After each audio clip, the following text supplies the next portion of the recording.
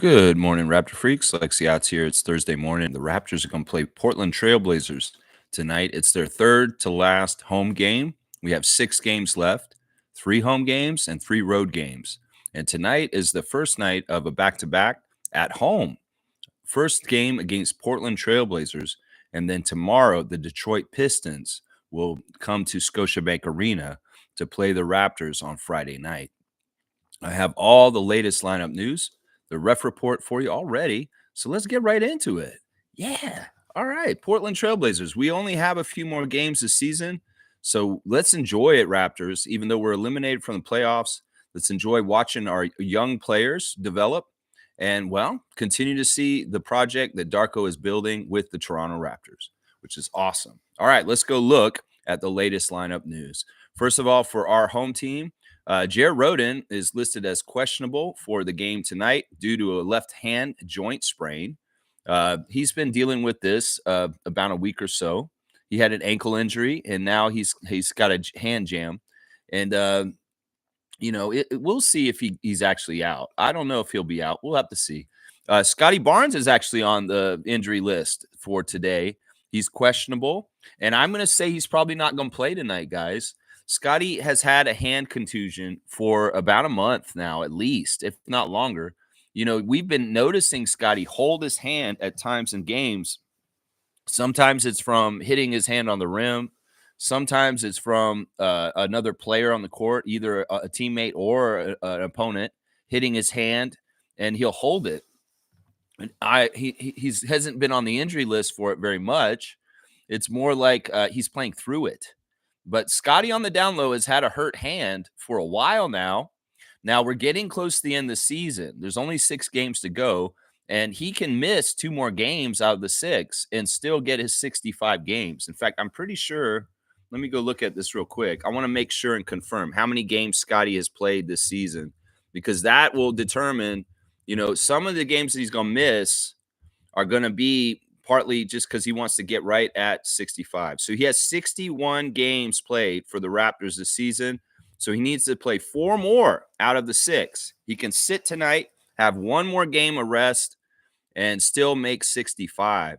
So because this is the last back-to-back of the season, it makes sense for them to sit Scott tonight, and then he'll play tomorrow against the playoff team, the Detroit Pistons, the tougher test. So don't expect Scott to play tonight. He's going to be sitting out. And honestly, there's a lot of dumb fans out there that are talking trash about Scotty that needs to shut up. In some ways, listen, this is not the behavior we need to be doing. Y'all treated Kyle Lowry very poorly in the past. Y'all treated Pascal Siakam very poorly in the past. And now you're overanalyzing Scotty Barnes and overreacting a little bit too much on social media right now, Raptors fans. So chill out. His hand has been hurt. His minutes have been cut. And he's a glue guy. He is not the go-to guy that's supposed to score all the points for the Raptors. If y'all were more knowledgeable about basketball, people that are talking trash about Scotty, you would understand his role on this team. And I'm just going to say that because I'm seeing even more dumbass shit being said about Scotty Barnes in the last 24 hours that I just don't get. Because listen, Raptors fans, we love Scotty. Scotty is a franchise player. Scotty is a winning player. Scotty's going to get us our second NBA championship. But y'all need to respect him and stop fucking putting him down just because he has a hurt hand on the down low. And also, he's a glue guy. And in some ways, his job is not to score all the points. But y'all didn't get the memo because y'all are casuals, is what I have to say to people that are upset about Scotty's scoring average. So I'm sorry. I have a real burning desire to freak out on people that are being overly critical of Scott right now. Seriously. So, yeah, he's questionable due to his hand. He will not play tonight. I'm going to tell you that right now. Scotty's not going to play tonight, but he will play against the Pistons tomorrow. I'll say that. Grady's still out, of course, due to his knee and other assorted injuries. Emmanuel is going to be out for rest tonight, and so will Jakob. So it's going to be the Oshai and RJ team that comes out tonight, RJ and Oshai, but no Jakob and Emmanuel, and no Scotty probably tonight. So just so y'all know. Also, Brandon Ingram is still out, and so is Ulrich Shamshay. So I'm going to say the predicted starting lineup for the Raptors tonight will be Jamal Shed, Jacoby Walter, RJ Barrett, Jamison Battle, and Orlando Robinson. That's who I think they'll start tonight. So, yeah, get ready for 3 Rooks in the starting lineup with RJ and O-Rob.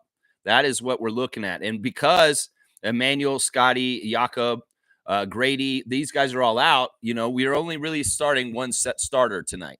And, well, that could be a problem. The Portland Trailblazers beat us the first time we played them this year, and they had the chance to sweep us. And for some reason, Portland is similar to Chicago. We've had real problems with the Blazers and the Bulls in the last 2 years of losing a lot of games to them. Close games, inexplicable games, games that are just annoying, games in overtime, games lost at the last second.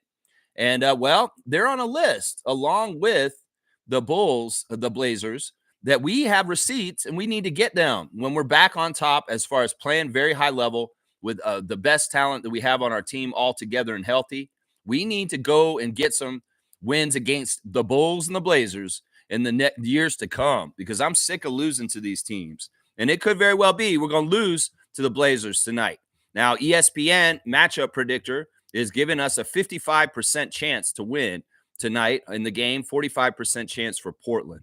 Let's look at their injuries real quick. Sidi Sissoko is out for the game tonight due to a left ankle sprain, the young rookie.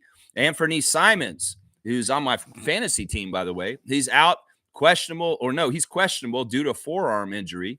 So he could play tonight, but he's questionable. DeAndre Ayton is still out for a calf injury. He will not play tonight. Scoot Henderson will not be playing tonight due to concussion protocol. Jeremy Grant is doubtful for tonight's game due to his knee. Bryce McGowan's is going to miss the rest of the regular season after getting a rib fracture in a G League game. And Robert Williams III had arthroscopic surgery, and he is out for 4 to 6 weeks now. He's pretty much out for the rest of the season. So, yeah, there are major injuries for the Trailblazers. They are not exactly their full healthy self. They won their last game, and they lost the 4 before that. So they're 1-4 in their last 5 games. So, yeah, they're out of the playoffs too. They have a very slight chance to make the play-in, but it's not very likely at all. And so they're still technically alive, but they should be eliminated from the playoffs soon. Now, with that in note, if they are playing to try and make the play-in still, they're going to be playing hard like the Bulls did the other night. And they're going to be trying to stay alive to not be eliminated from the playoffs. So the Trailblazers may have some gumption tonight, just so y'all know, to actually try and win and not try to tank out.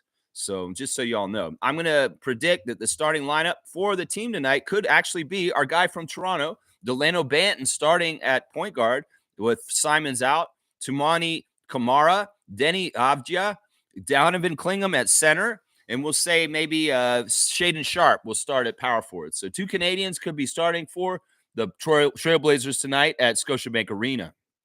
The rest of the team is as such. They have Matisse Thybulle off the bench. Of course, he played in that game the last time we played him, and he shut down Scotty near the end of the game. At least he tried. Duop Reith is their backup center. They've also got Chris Murray, the brother of Keegan Murray, who's kind of, honestly, Chris Murray is a dirty player. I'm just going to say that right now. Jabari Walker is also on this team, along with Rayon Rupert, and that's pretty much the bench for the Portland Trailblazers. So, yeah, they're hurt, but they do have things to play for, and they are very dangerous. We haven't played the Trailblazers very well the last couple years. That team has not been very good, but I think they've won like the last 3 times we played them. They swept us last year, and they're sweeping us this year so far. So I don't know if the Raptors will have pride or the ability to go out there and stop them from sweeping us again this season. In some ways, it may not be in the cards. It may be that we're supposed to, because that's just what we're trying to do at this point, because what's the point of trying to win? We're not in the playoffs anymore, and it could only hurt us in some ways to win at this point. So, all right, let's go look at the referees. The replay center's got Tyler Ford, one of my favorite refs, sitting in there with Brandon Adair and Evan Scott. Not a bad replay center. So the replay center could be very friendly to the Raptors tonight if they go and ask them any questions. But the on-the-ground crew is not the friendliness. Let's just put it that way. Our crew chief tonight is Jason Goebel, the younger Goebel brother from Miami, Florida, number 68 with his 9th season.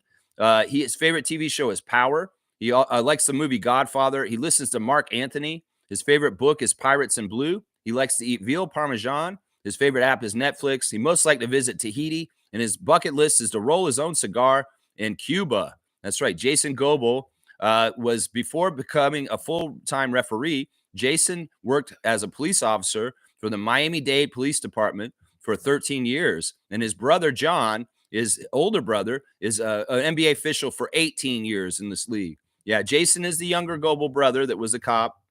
And we've had him quite a bit this year. This will be the 7th game that he's refereed for the Raptors this year. We won the last one he refed. We are 2-4 for the season with Jason Goebel. Our overall record with him in his career is 50%. We won and lost exactly the same amount of games. And the Trailblazers win 27% with Jason Goebel present at games. So it's 50-27 for the Raptors with the crew chief, former cop Jason Goebel. The second ref is a ref we've had recently, and he is annoying. His name is CJ Washington. He's in his 9th season out of Baton Rouge, Louisiana, number 12. His favorite TV show is Godfather of Harlem. He likes the movie Life. His favorite musician is Anthony Hamilton. He likes the book Rise of the King. His favorite meal is lasagna. He'd like to visit Italy, and he wants to go to a Notre Dame game at their football stadium. Yeah, CJ Washington and his wife have 2 children. He enjoys traveling with family and friends, reading, watching movies, and playing golf. Yeah, he previously worked as a licensed residential building inspector and a residential real estate appraiser. So there you go. There's a little background on CJ's former career. CJ is the worst ref for the Raptors today. We did win the last game he refed us. He refed us last week, and we won. We're 1-3 for the season with him. Our overall record with him for his career is 38% winning. And meanwhile, the Blazers are a favorite of his. He actually has a good winning percentage with them, 56% winning. So he favors the Trailblazers 38-56 with the second ref, CJ Washington. The last ref is the rookie ref, JD Rawls. In his first season out of Baltimore, Maryland, he likes the show Power. He likes the movie The Forge. He listens to Anthony Hamilton also. His favorite book is Die with Zero. His favorite meal is shrimp pasta. He likes to read the Bible. He most like to visit Maldives, and his hidden talent is sign language. Yeah, JD Rawls graduated from Penn State University with a bachelor's degree in business administration and a minor in marketing and management. He was a standout high school basketball player at Edgewood High School in Maryland, where he scored more than 1,000 points and was earned all-state honors in 2009-10. JD enjoys traveling, visiting museums, reading, cooking, collecting sneakers, watching movies, listening to music, and playing sports. Now, see, JD played basketball around Maryland, and probably not that long ago, he may actually know Emmanuel just from being around the neighborhood. Who knows? Who knows? Just from being around the state. So JD Rawls is the third ref. He's a rookie. And, well, he was a really good ref for us at the beginning of the year, but we've lost a lot of games this season with him reffing. We did win the last game he reffed us. We're 1-3 this season, and our percentage with him is 43% winning, which is not bad.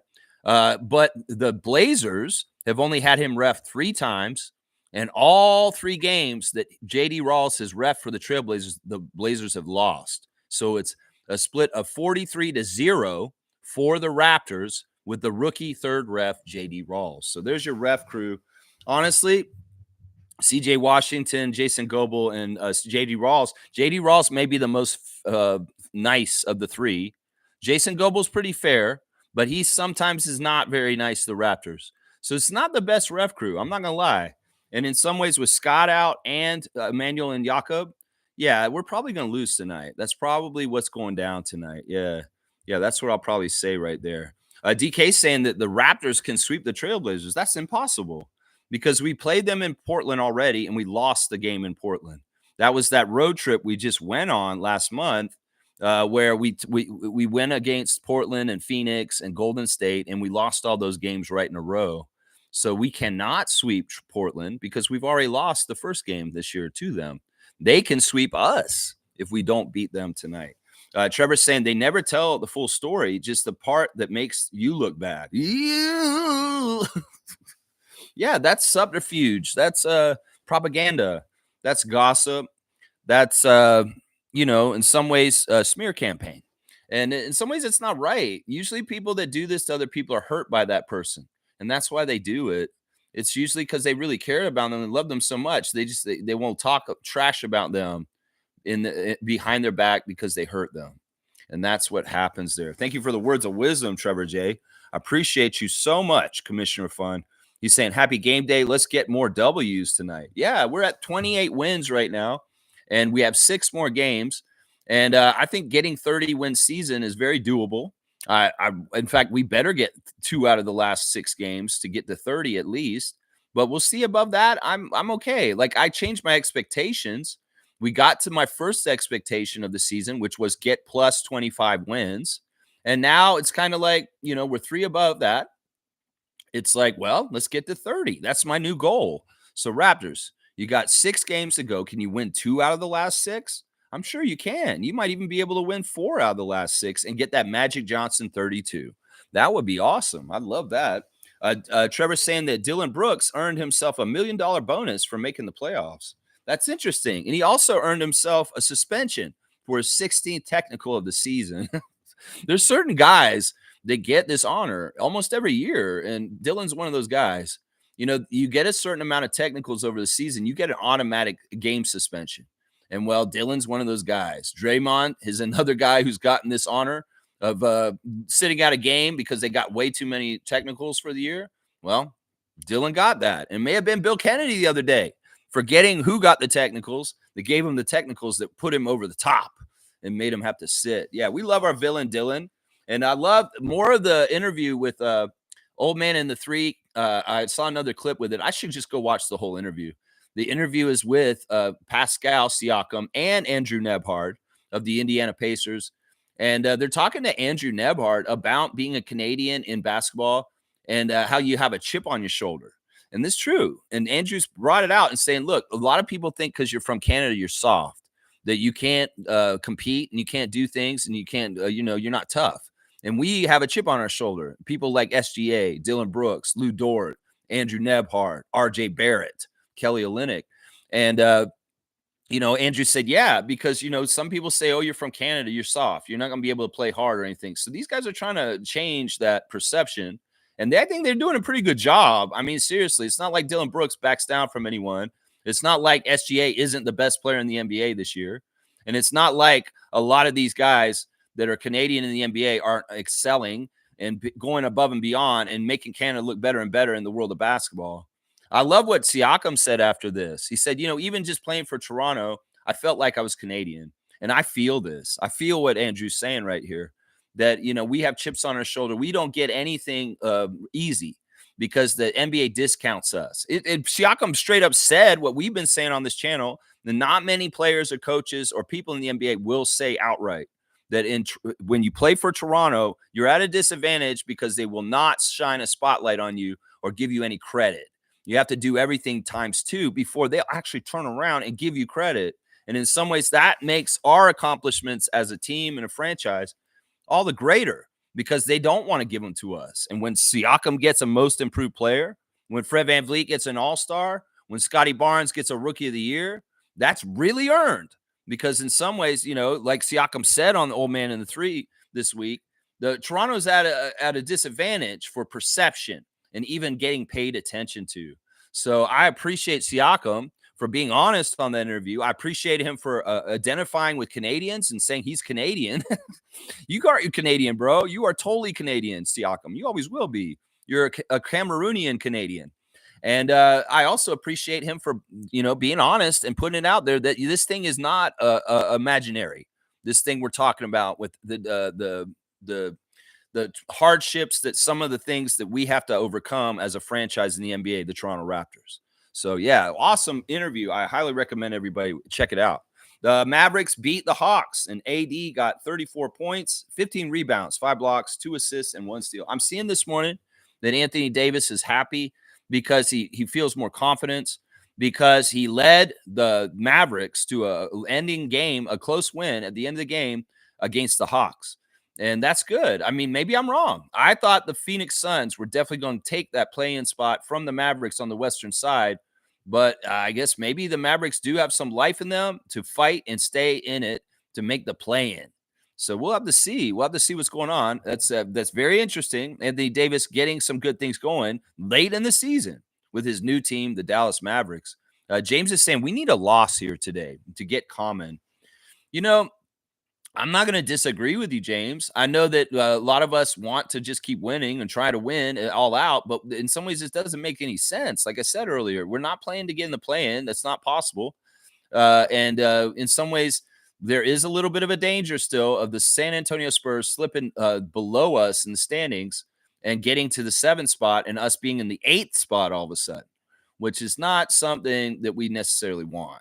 So I'm going to agree with James right here. I think we do need a loss, and I think that the Raptors understand this too. And that may be part of the reason why Scotty, Emmanuel, and Jakob will be sitting in street clothes on the bench. So yeah, only a couple games left. That's right. We got to savor these. The summer will be long, and it will be hard for some of us, like Monique and myself. So we need to savor the last 6 games, really enjoy the games tonight and tomorrow at our arena, and the last 4 games after that. Because once basketball is gone with the Raptors, well, you can watch the other teams in the playoffs. Go ahead. And I'm sure you'll enjoy it. But for me, I turn it off once the Raptors are done. I don't even watch the playoffs, y'all. I really don't. I pay attention to who wins and kind of what's happening with it, but I do not invest any hours watching basketball once the Raptors are done. And some people say, Lex, well, that really clouds your judgment on the NBA in general. Well, no, I'm very open and honest about that I do this. And I see all the teams over the course of the season, and I get chances to see who they are when we play them multiple times. And I've done this for years. So I am kind of in touch with the NBA, even if I don't watch other NBA games, because I'm so diligent about watching all the Raptor games. It's just I don't have time to watch all these other teams and all this other stuff. Trevor J does, obviously, but not me. I don't have time for this. And I put so much time into covering the Raptors so in-depthly that watching any other team, I would watch the Spurs next after this, but I don't. I watched the Spurs. I went to the game when they played the Spurs a couple weekends ago, and saw them then, and I saw them when we play. Well, I'll see them when we play them at the last game of the season this year. Those will be the 2 times I see them. Yeah, let's see. Kaz is saying, thank you, Denver. They sat their players so Spurs could get a W to help our lottery odds. Good job. Yeah, morning, Lex. Rat Freak Crew. Good morning, Trucker Kaz. How you doing, man? It's Thursday. It's rainy and misty out here where I'm at. It's a weird thing where the first part of the rain came down, but it was cold, so it froze a sheet of ice across the top of the ground, and then it turned into rain, and now the ice is still cold. It hasn't melted because the water's cold, and the water is just sitting on top of frozen ice in my yard. So I have like a nice big huge pond out in my yard right now. It's actually really cool. I actually dug out a little crescent-shaped pond last year on purpose because I wanted to create natural ponds forming, and it's working like a charm right now, I'll tell you. But the mistiness and the water sitting on the ground right now, it looks so eerie. It looks like an old Led Zeppelin video or something like that. It feels like it's like it needs the Immigrant Song playing over it or something like that. It's pretty cool. But yeah, thank you to Denver for not playing so great and Spurs getting a win and giving us a little bit more breathing room. For sure, Cass, for sure. Reggie's here. Smooth Brown Man. What's up, man? San Antonio beat Denver last night. Raptors 4.5 back from the Spurs with 5 to play. That's a great, I love how you just put that because that shows you exactly right there. There's not much games left. There's 6 games actually. And 4.5, that's really hard to make up because this is the thing, y'all. 4.5 games back is actually 9 games back. Does that make sense? Because you can only gain a game with, if you win, you only get a half game on a team. Like if you win and they win, then nothing happens. But if you win and they lose, then you can gain a whole game on them. But if you just have one night where you win and they don't play, you don't catch up a whole game. You only catch up a half game. So 4.5 is a lot. And in some ways, it's going to be very, very, very difficult for the Spurs to get below us in the draft standings. It's just not going to happen. Trevor's saying those are not Raptors fans, so do not call them that. Yeah, I'm with you, butthole face. There's the butthole face. Yeah, not you're a butthole face, but I like the butthole face thing. This is true. I mean, seriously, I don't get it, man. Why do y'all turn on people so easily, Raptors fans? Why are y'all so over analytical? In some ways, I analyze this team, but I'm not nitpicky like y'all are. Seriously. In some ways, I'll give constructive criticism. I may point out something that's like, yeah, this wasn't good, but I'm not looking for problems that aren't there, which is what a lot of people that are in Raptors Nation are doing right now. You're looking for problems that aren't there. And if you are people from Leafs Nation, go ahead and keep that energy over there. Now, the Leafs, I hear, are doing very well right now at the top of the NHL in some ways. So, like, why don't you go pay attention to them? You don't need to talk about the Raptors if you have nothing good to say or you want to be critical of our guy, Scotty Barnes. So, why don't you go watch hockey? They're still in the playoffs. They're at the top of their league. So, Leaf fan, go on over there and just don't worry about the Raptors for the rest of the year. We'll come back next year and we'll wow your socks off then. And just kind of go, yeah, go fuck off, is what I'm saying to those fans right now. You can go watch baseball. It just started, too. You can go watch that. How about that? All right, let's go see Raptors Reddit because I'm seeing this is where the problem is. First of all, Munir, the guy on Raptors Reddit, is always posting. He said, "Thank you, Nuggets. Very cool. The Nuggets resting all their players. Raptors tank, and that's the game we're just talking about. The Spurs beating the Nuggets 113-106. Thank you, Denver. Thank you, Michael Malone, son of original Raptors coach Brendan Malone. That's right. That's right. Nuggets doing their job. DMP on Aaron Gordon, Jamal Murray, Christian Brune, Michael Porter Jr., Nikola Jokic, Julian Strother, Patrick Watson, Deron Holmes, all of them sat out. That's right. That's right. Intense tank race to the flag. No, we're not racing the flag. We're racing to common. That's right. That's it. Let's go. Yeah, Bulls are in the play-in, so they're out of the race. Guys, Jakob Pertl has announced his Austrian camp is going to be in June from the 19th to the 22nd. Jakob Pertl camp in Vienna, Austria, y'all. I believe it's in Vienna, somewhere in Austria.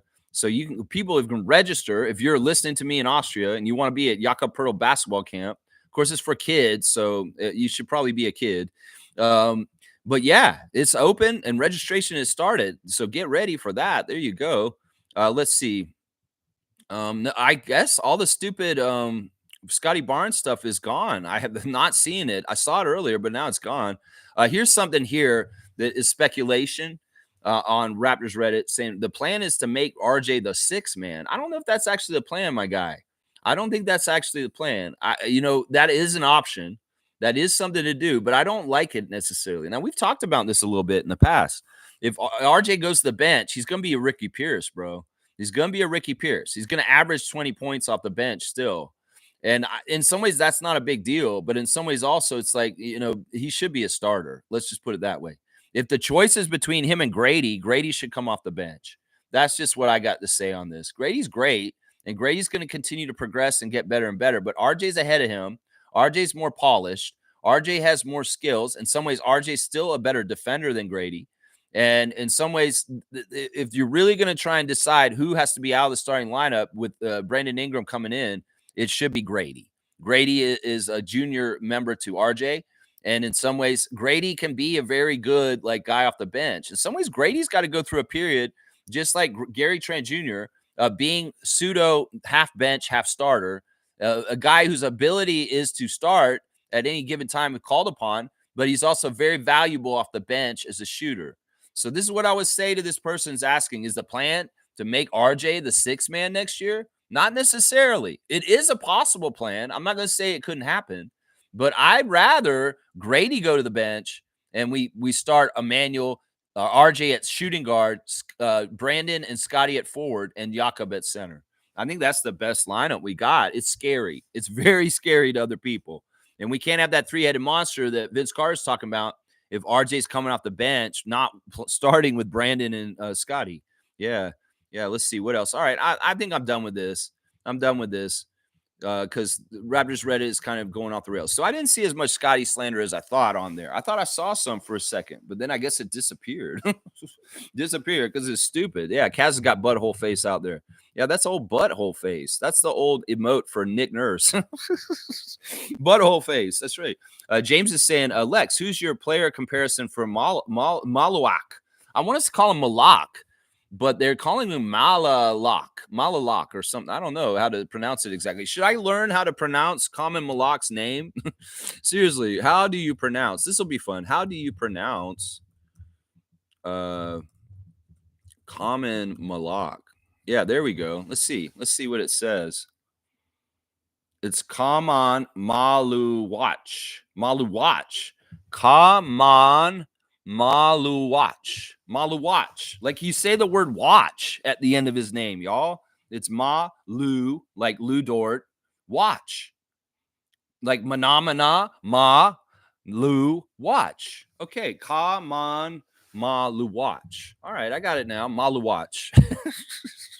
Maluwatch. Maluwatch. Yeah. My comparison to Common is, to me, because he's 7'2". You guys might think this is crazy. Actually, that's not a good comparison because that guy was too slow. All right. I think that my comparison to him could be, I mean, what are you talking about? Ceiling or where he is now? Or are you talking about like who he could grow into be the best in his potential? You know, in some ways, he's like a center for which one? Which one though? I'm trying to think what would be a good person that's comparable for him. My instinct is to go to AD. Seriously, seriously. Like in some ways, if he can shoot threes, he could be like Anthony Davis to a degree as far as defensive presence. Maybe not offensively like him totally, but if he gets his offensive game going in a certain way, like, that's kind of where I look at him. I mean, he's not gonna be AD, and he's not gonna be on that level probably.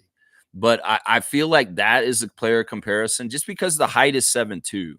And I can't just say, "Oh, he's gonna be like this person if they're shorter." They gotta be a certain height. I wanted to say Mark Eaton at first, and that sounds crazy, but Mark Eaton's limited as an offensive player and mobility wise. And I think Common gets up and down the court too well for that. But the block shots and the wingspan and the frame of body is very similar in some ways to Mark Eaton, except lighter. So I don't know, man. In some ways, I have to watch Maluwatch a little bit more to give you a better comparison. But right now, to me, he seems like a big man that can run the floor very well and has good shot blocking and it's got some offensive touch with his shot. So we'll have to see. I say best case scenario, Derek Lively. Derek Lively. See, I wouldn't say Derek Lively because he's shorter, and in some ways, Derek seems like he's more mobile and a little bit more energetic. But that's a great comparison. If he could be like Derek Lively, that'd be a real boon for the Raptors if we can draft him. That'd be awesome. Infamous is here. Good to see Infamous back in the chat. Salute, freaks. I guess you can't win with these people. The vom plane, when they vomit plane. Is that a word you made up? They vomit plane? Like it's like they're vomiting out, complaining, or did you just misstroke the key? I think you might have made a new word, Infamous. Vom plane. Is that like vomiting and complaining out of the same mouth? I think that's right. You know, I'm giving a dunk for that. That's a cool word thing you did there. Where's my dunk sheet? There it is, right there. It's usually at the end. Why is it on there? That spot. There you go. Okay, vom plane. I'm gonna give you a dunk for that. That's a new word. I don't know if you meant to do that, but it's cool. I like it. 6 on the dunk chart for Infamous this year. When we win, they complain when we lose. Shaking my head. Scotty is using the remaining games to try new things and prepare for next year. Yeah, that's another good point about what Scott is doing right now and why people are kind of worried that he's slumping or he's not playing to a high level. It's an experimental time of the year because there's no pressure to try and play to our best to try and win. And they can be a little more creative in trying stuff right now. That's a really good point right there, Infamous. Totally. Yeah, listen, we've just got to tune out negative ninnies and people that are just not right. Now, there's a post that was on Blue Skies from a guy, and it's very interesting. Let me go find it real quick. And I think that his points are valid, and he's right in some cases. Like this is a guy named June Lee, and Keeks reposted him on Blue Skies. He's saying, watching sports as a fan has made me realize something. Sports media is broken. Fans are angry. Gambling is inescapable. Blackouts everywhere. The joy is gone. Trust is at an all-time low. And storytelling, it's disappearing.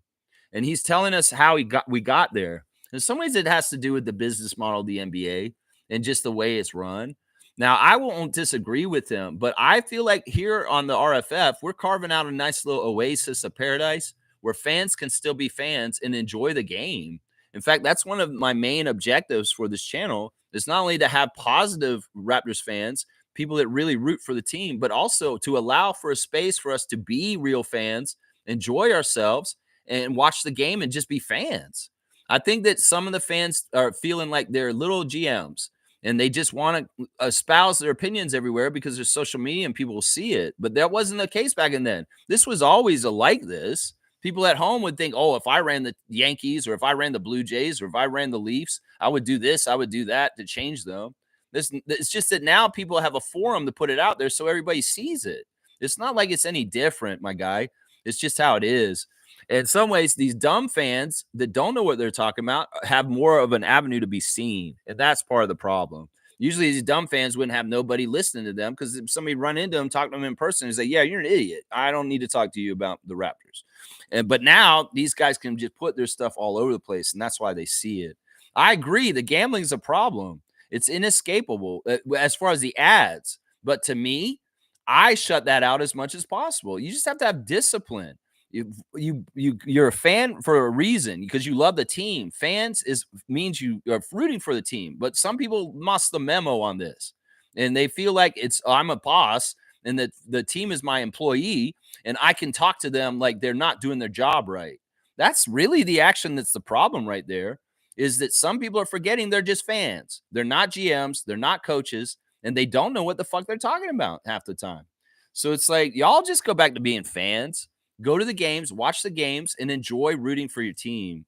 In fact, if you're somebody who is overly critical of the Raptors and you don't even go to the games to support them, if you're overly like talking about Scotty and you don't go to the games and get loud to help them try and win, you're not a real fan. And you shouldn't have a right to talk about what they should do because you are not coming from the right place in your heart about how to help them, is what I'm going to say. Blackouts are a problem. There are solutions for that. Yes, there are. You said the joy is gone. Well, that's why in our Raptor Freak family, we cultivate a space for all of us to still enjoy the Raptors, enjoy rooting for them, being proud of them, even in a world of negative people that are talking trash about them around us.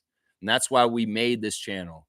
So he's saying trust is at all-time low. Yeah, I won't disagree with that. The trust in the product being safe or not safe, being on the up and up and fair and unbiased is at an all-time low. And part of it is the gambling, being involved. It just kind of ruins the sanctity of fair competition and possibility for not having collusion and bullshit that's happening.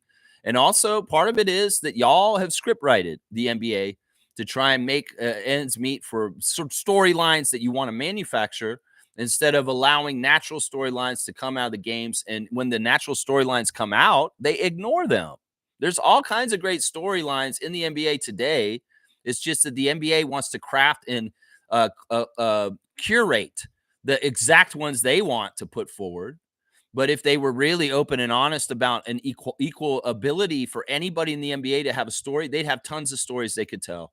But they choose to only harp on and touch on certain superstars and only go overboard with people like LeBron and Jason Tatum and stuff like that. But there's other players around the league and other teams they get ignored, and they are actually really good stories. So that's my reply to June Lee is that, come on, we can build a thing like what we've done with our channel here. We can still have fun as fans. We don't have to be completely jaded, and we can just allow ourselves to be the action of fans. You know, I'm a podcaster, YouTuber / fan, and I do espouse my opinions. And I know in some ways what you're saying, Lex, is hypocritical because you're doing what you're saying to not do. But I'm very fair, and everything that I say about the team comes from a constructive criticism place and a positive place in my heart. Some of these people are just saying shit like Scotty's autistic, get him off my team, and bullshit like that. That is not productive or helpful, is what I would say to those people. So yeah, it's an interesting time. In some ways, you want to keep the real fandom of sports alive. Well, try and be like us, is what I'm saying, and be a fan. Actually, just be a fan, man. James is saying next year, hang on, it jumped ahead. Next year, we got 2 first-round picks. The Indiana pick from Pascal trade. We're going to have a lot of talent real soon. I think we already do have a lot of talent, but more is coming too. You're right, James. More is coming. Reggie's saying James, the pick from Indiana got moved to New Orleans in the Brandon Ingram trade, man. Oh, okay. So they got that pick. Either way, I mean, like I said, we have a lot of talent. If we get like 1 first-round pick every year, that's enough. I don't really want like multiple first round picks all the time because, first of all, it's bad for your salary cap. It makes more decisions later that are tougher. And in some ways, I like investing in guys and saying, look, we're not bringing in a whole bunch of guys to have you compete and not have good team chemistry because everybody's worried about who's going to get a seat at the table in like a couple years when people start ballooning with their contracts. I'd much rather have, like I've used the garden analogy before. You have different plots in your garden, only a certain amount of roster spots. You put the players that you really are seriously wanting to invest in and have around for a long time. You don't want to jerk people around. You don't want to have make conflict between two players on the team because they're both playing for the same spot. So in some ways, it's better to have tracks for each one of your players that you draft to actually sustain and stay with your team. But if you bring in like 2 or 3 first round picks every year, somebody's got to go in like 2 years.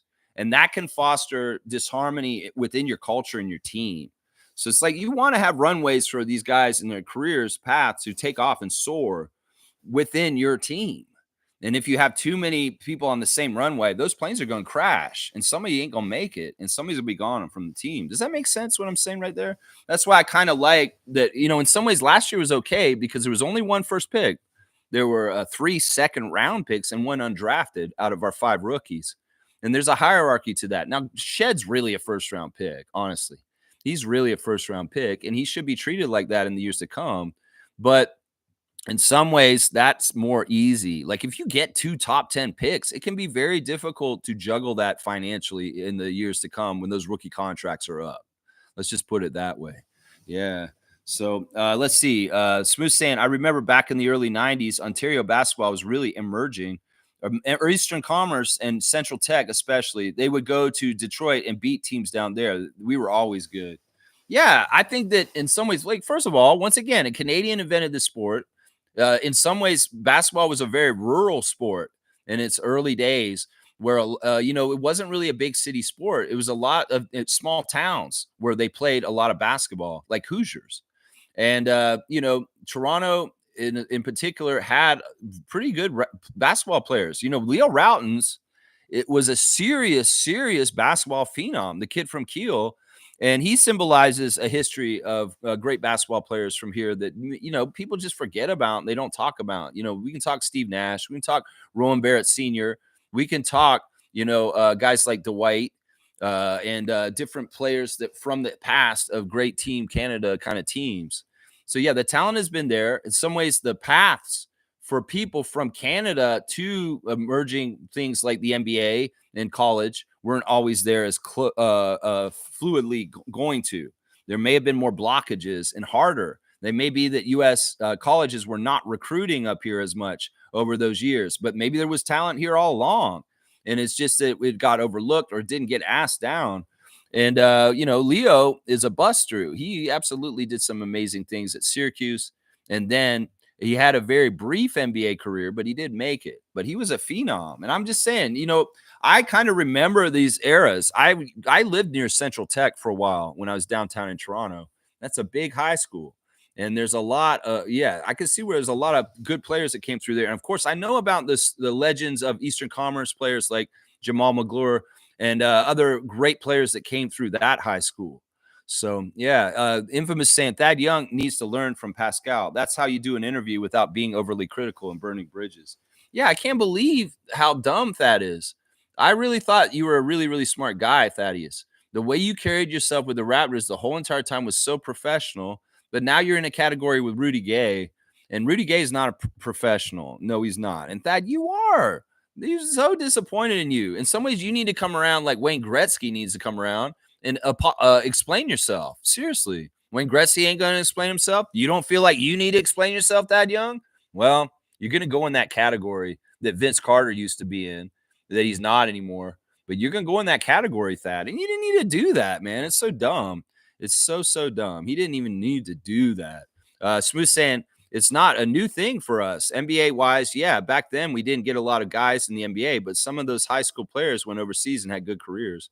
That's what I'm saying. In some ways, the pathways are more wide open now for Canadians to go to the NCAA and play basketball in the States.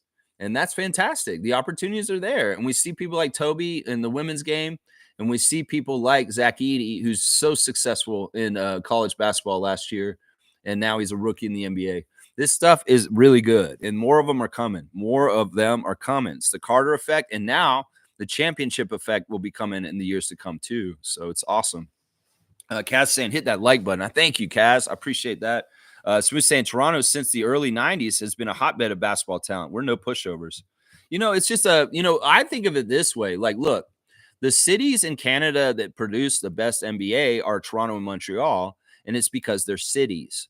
And in some ways, it's partly because, like, it's an urban sport in some ways at this point. It started out rural, but basketball became more and more urban over the centuries, over the decades. New York City became a hotbed, Chicago a hotbed for basketball. And, in some ways, Toronto is going through that kind of stuff and has been like that. In some ways, a lot of it has to do with immigration. A lot of it has to do with people coming like Chris to Montreal from St. Lucia. You got guys that came with families from Jamaica and other places around the world. And it's like not just like people from islands or Africa or something like that. There's also guys like Simbular who came from Asia. And it's because we're a melting pot and we've got people from all around the world. The opportunities here in Toronto and Montreal are there. And I think that's a big part of it. Immigration has a big part with making Canada a better basketball team. I'm not going to lie. I mean, you can directly look at the Alexander family and say, there's immigration to Canada in that family, and they're not here without immigration. There's no SGA, there's no Nickel without that immigration, is what I'm saying here, Yeah. Yeah, let's see. Smooth saying, not angry at you, Lex, or anyone in the stream. It's all good, man. I'm with you on this. I think that your point is exactly right. And it's just that it's a kind of thing where Canada's had to beat a stigma about our basketball players. And that's what they're touching on in that Old Man in the Three podcast with Andrew Nebhard and Pascal Siakam. I really do love how much Siakam jumped in and said, I am Canadian too. I felt like that when I played in Toronto, and I'm Canadian. Dude, you're Canadian forever, Siakam. You really, really are. Happy 31st birthday. And also Siakam posted that he's having his Reggie Miller birthday. So he's doing what we do, y'all. He's taking the number of his birthday and making it a player from that day. And of course, with Indiana, that's the number for 31. He's in his Reggie Miller year. And he posted that on his Instagram yesterday. I'm in my Reggie Miller year, 31. Yeah, that's funny. Well, Siakam, you'll be in your own year at some point. You'll probably be retired by then. But yeah, when you're 43, Siakam, I was in my Pascal year when you won the championship, just so you know.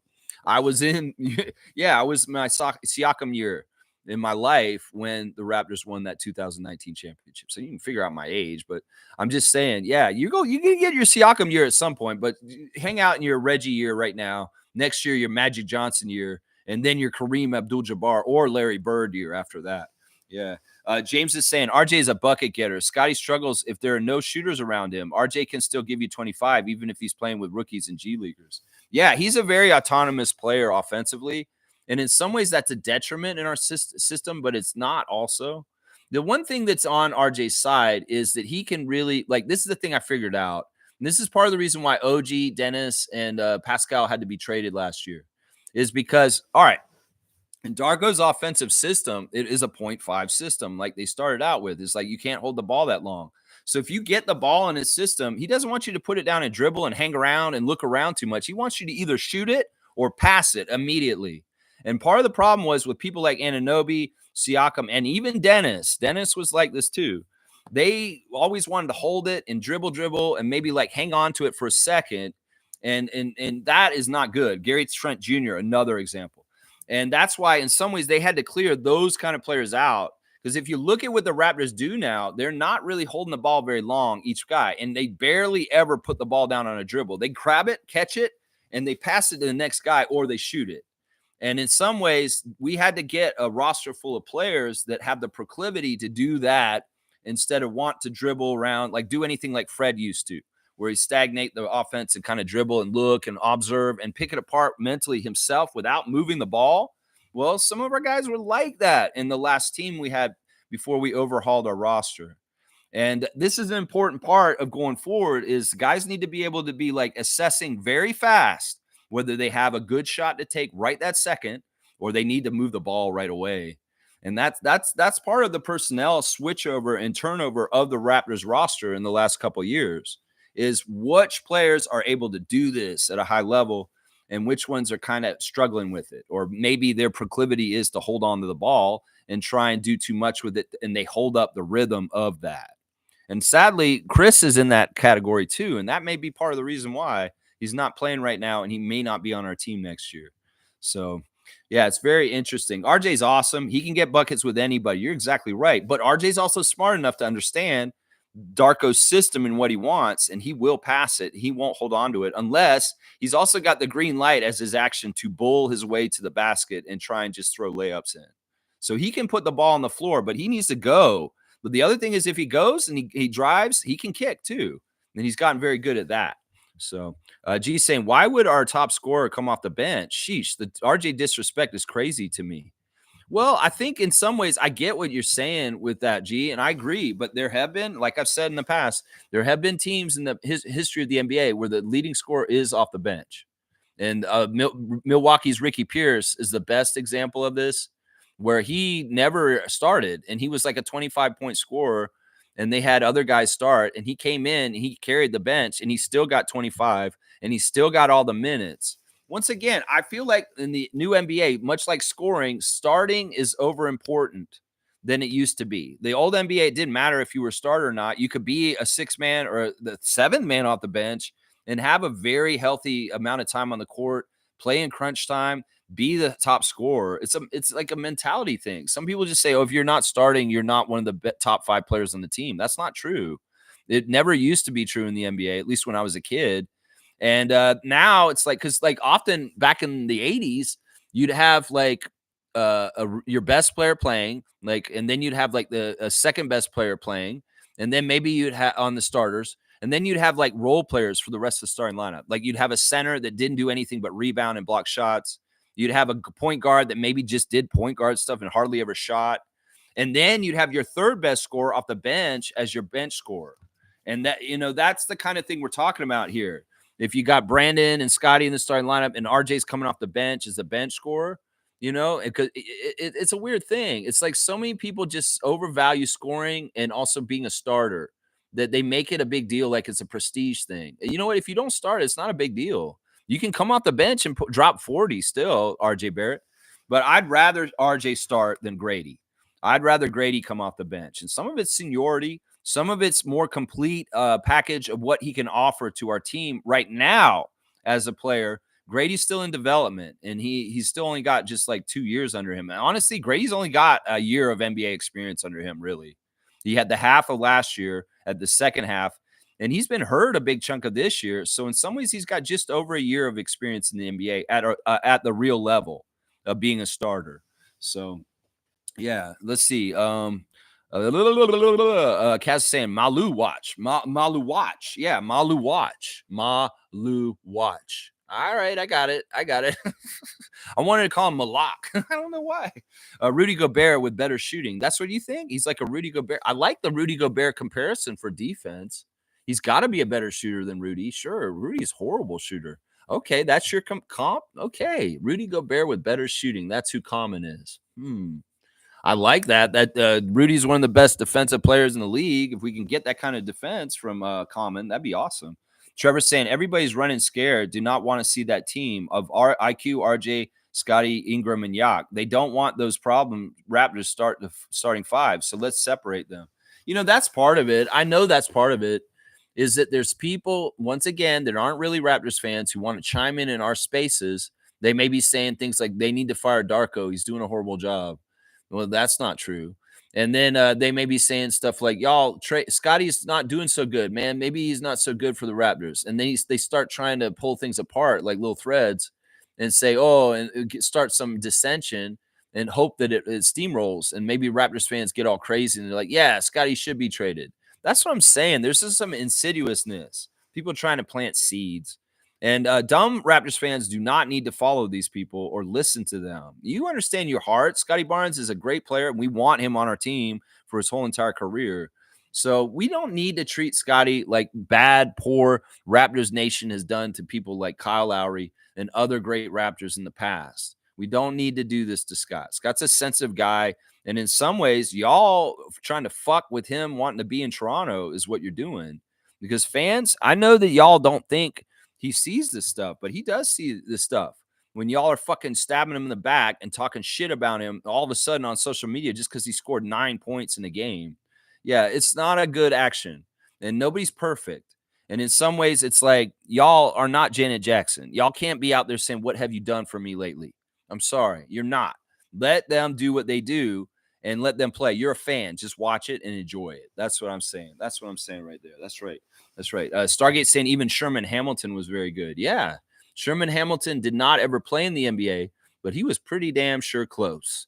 Pretty damn sure close. Sherman Hamilton is a very good basketball player. That's right. Trevor J saying Michael Wilbon continues criticism of ESPN over disgraceful Bronny James coverage, and he refused to do it. That's great. I appreciate that. I really do appreciate Michael Wilbon for taking a stand on this, and other people doing that too. There's something that happened recently on one of the TV shows where John Wall showed up, and he did a whole segment about defensive mismatches, and he actually talked X's and O's, Samson Folk stuff. And people were like, wow, this is so refreshing. We're actually getting real basketball analysis instead of TMZ bullshit about Bronny and LeBron James and the Lakers over and inundating us. That's what I'm saying. If Amazon and NBC are going to be involved in broadcasting the NBA now going forward, and ESPN will still around, but fuck ESPN in the way they cover the NBA. Y'all could do a better job by making it more the old school analytical way, like Hubie Brown, like Mike Fratello, like John Wall, like Jamal Crawford. These people are actual analysts, and they actually talk about the game and educate the fans on plays and what's happening. And part of the problem with the young fans that don't know what the fuck they're talking about is they have not seen this kind of analysis that used to be around in the 80s with Hubie Brown and Dick Stockton and people like that. Y'all are used to these tabloid fucks like Shaq and Kendrick Perkins and fucking Stephen A. Smith shit. And that's part of the problem. The young fans are used to that kind of action by the media, and they're not even treating the game with the sanctity of, trying to teach the game and the ins and outs and the X's and O's. That's the stuff I like about hearing from content on the TV. Meanwhile, y'all got TMZ shit and sports gambling as far as your broadcast programming at this point. And that's why Amazon, NBC, you're coming back. NBC, you did a good job when you used to do it. You used to be part of the analytical greatness of the NBA product. Well, bring that back. Don't try and be like ESPN's done in the years since y'all been gone. Bring back the old NBA on NBC and do it right. Do it the correct way. And in some ways, this is something Adam Silver needs to understand. You've hurt your product because you've had such horrible talking heads around it that have put down your product and negged your product to the people. You have the people who are trying to sell your product to the fans actually sewering your product on TV, talking about this and this and this is horrible. This is horrible. Well, that's not going to help people want to be encouraged to become more NBA fans, watch more games, buy more tickets, and go to games when you have people negging the teams and the players on your programming constantly. So that's what I'm just going to try and say here. There's enough negativity in this world. We've got a fucking crazy ass piece of shit in the White House right now. And in some ways, sports is our escape. So why can't y'all stop negging the sports world and start covering it in a positive way for the fans and stop gaslighting us with their bullshit? Stephen A. Smith, Colin Cowherd, Skip Bayless, motherfuckers. That's what I got to say about that. Because seriously, the broadcasting is part of the reason why the product has gone downhill. Because y'all have told us it's shitty. Well, the people think it's shitty. And that's your own damn fault, Adam Silver, for not doing better with your broadcasters and getting them to respect your product and deliver the product and sell the product in the correct way. So you brought a lot of this on yourself with your bullshit TMZ, over analyzing like it's Hollywood and who's dating who and who's doing this. Fuck all that shit. Let's talk X's and O's. Let's talk basketball. Let's stick to the fucking sport. And none of this other extracurricular shit. Michael Wilbon is right. That's right.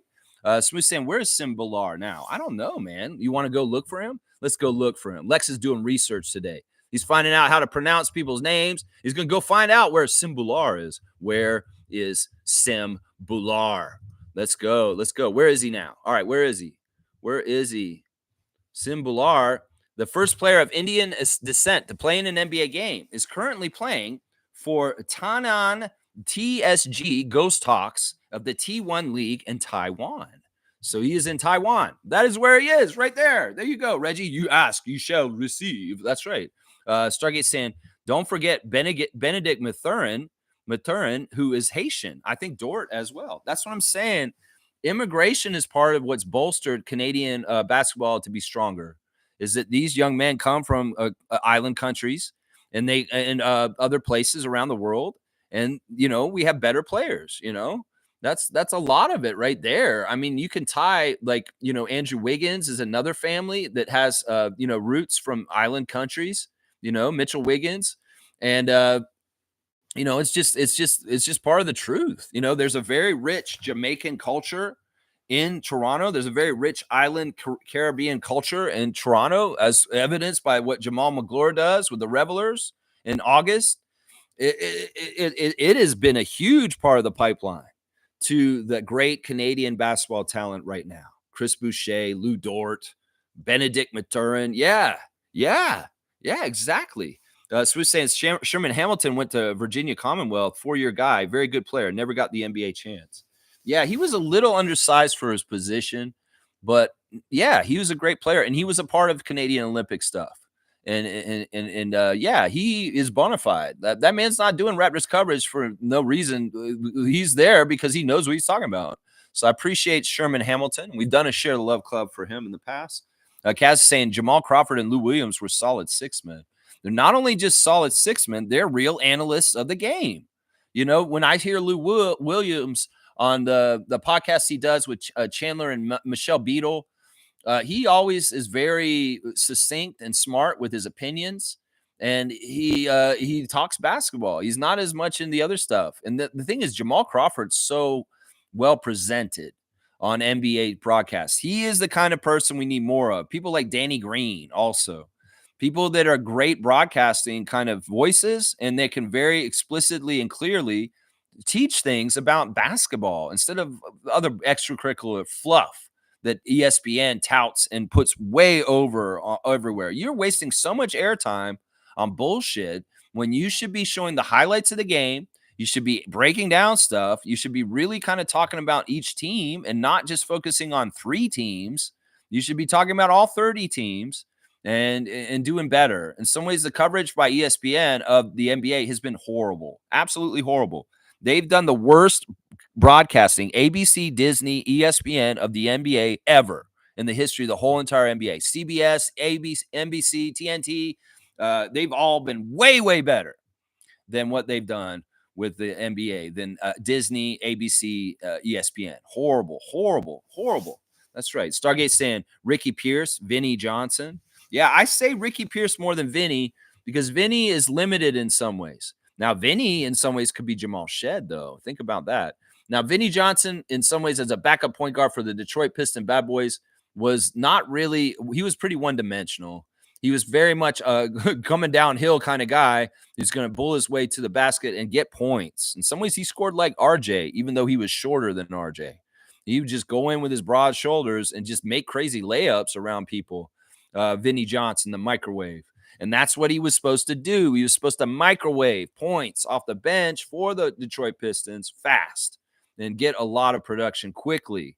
And he was very, very good at that. In some ways, he's different than Ricky because Ricky was a more well-rounded player who was actually an all-star. And Vinny Johnson was kind of a role player. So I would say RJ would be more like Ricky than Vinny Johnson. But the way that they score is similar. Vinny and RJ is similar. But Ricky's a more well-rounded all-round scorer, got all-stars, and so will RJ at some point. That's the thing. If RJ goes to the bench, in some ways I don't like this because the man is on the cusp of being an all-star. And him being a guy who comes off the bench, it may hurt his ability to get seen as somebody who should be a possible all-star for the NBA. RJ should be an all-star. You can tell. Star J looks like an all-star. He had a really good year this year. But in some ways, he's in danger of getting snubbed all kinds of which ways as the Canadian Toronto guy on Toronto. But that's why I would say we don't need to have him come off the bench because in some ways, RJ needs to get an all-star is what I'm saying. Infamous saying the argument can be made that Scottie is the most complete player the Raptors have ever had. Yeah, I could say that.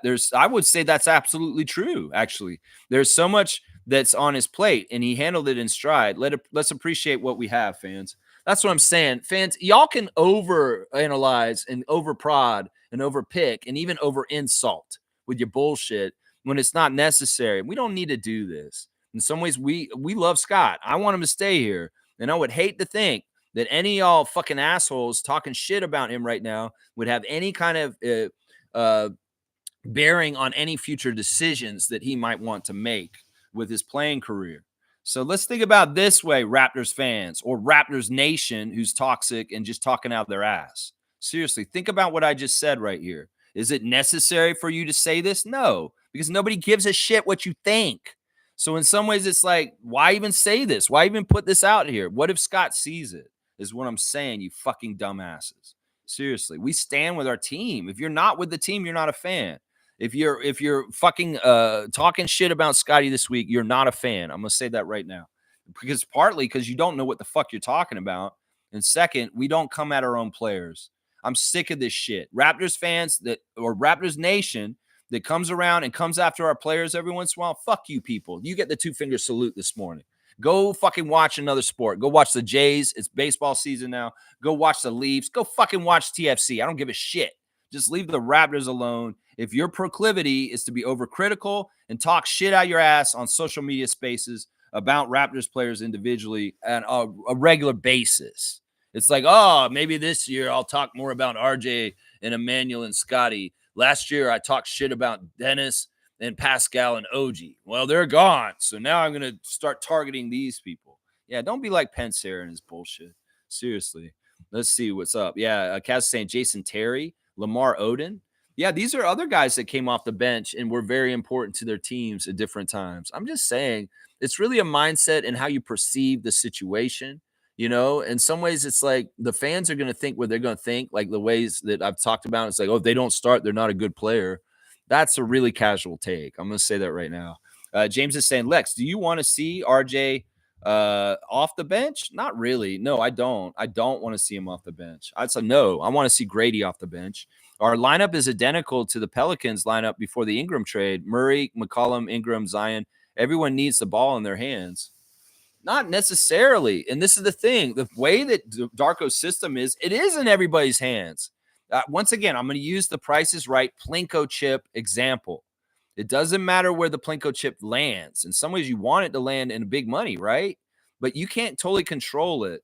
And basically, the Plinko chip is the ball. And the ball gets start the play, and it comes down the little Plinko chip thing on Price is Right.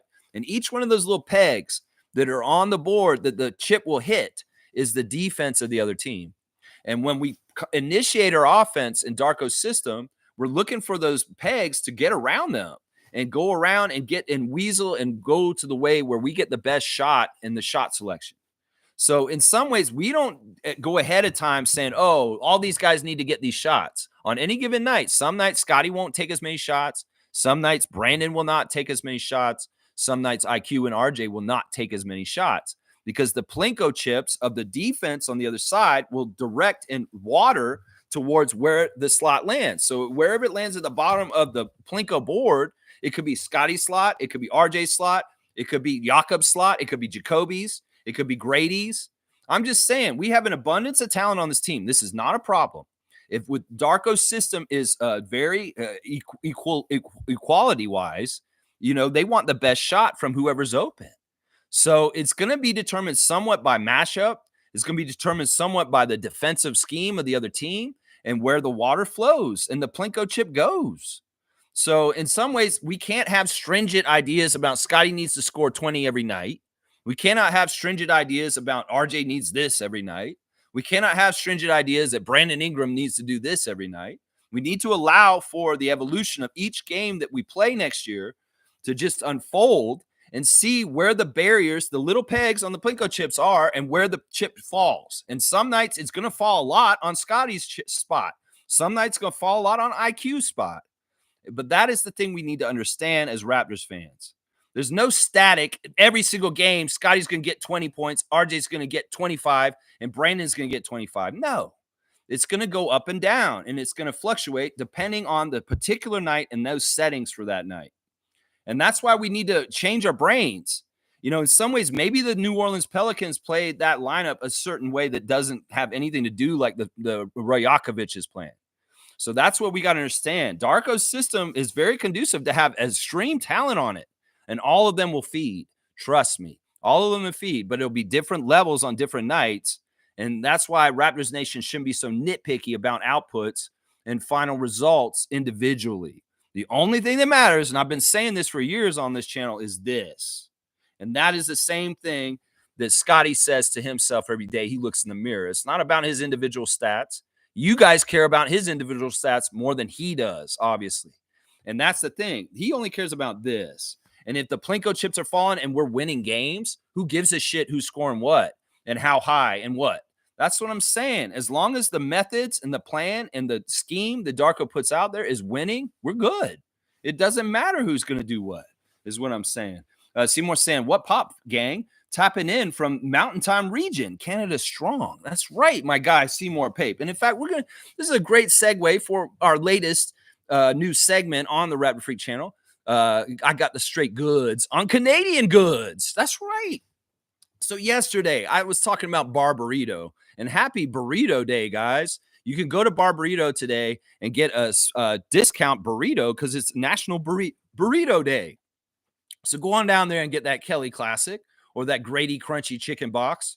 Yeah, going down there. But I want to talk about another great Canadian franchise. It's 100% Canadian owned, and it has a lot of good ties to great causes. And that is St. Louis Ribs. That's right. I ate there the other night during the Bulls game. I was down there because my power was out and I didn't have a way to watch the Raptors game against the Bulls. So I went to St. Louis Ribs and Wings in Gwillimbury.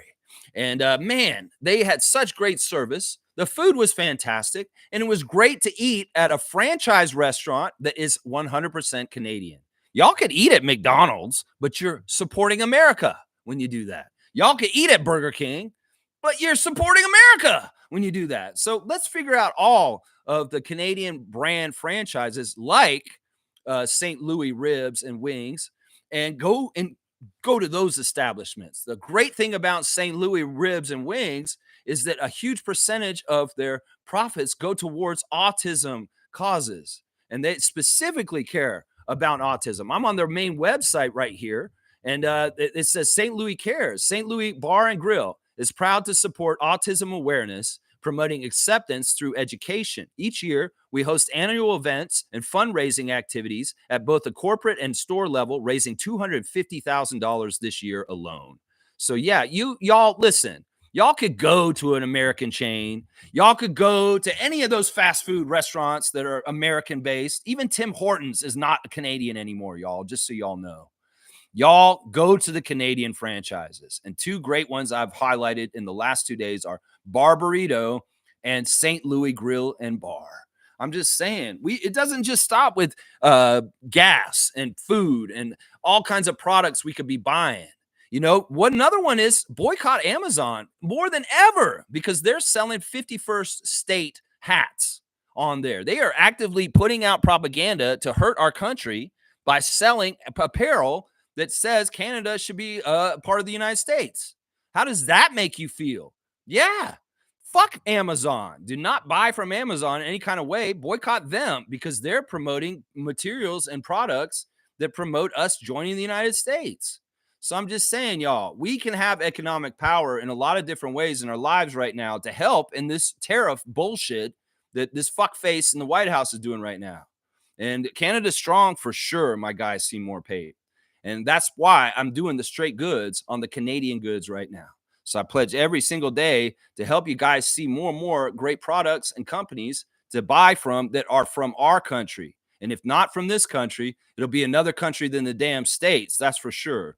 I will be promoting Mexican products. I will be promoting products from Europe and Asia and everywhere else on this channel to help people avoid buying American more and more as we go through this stupid ass trade war that nobody asked for and nobody wanted.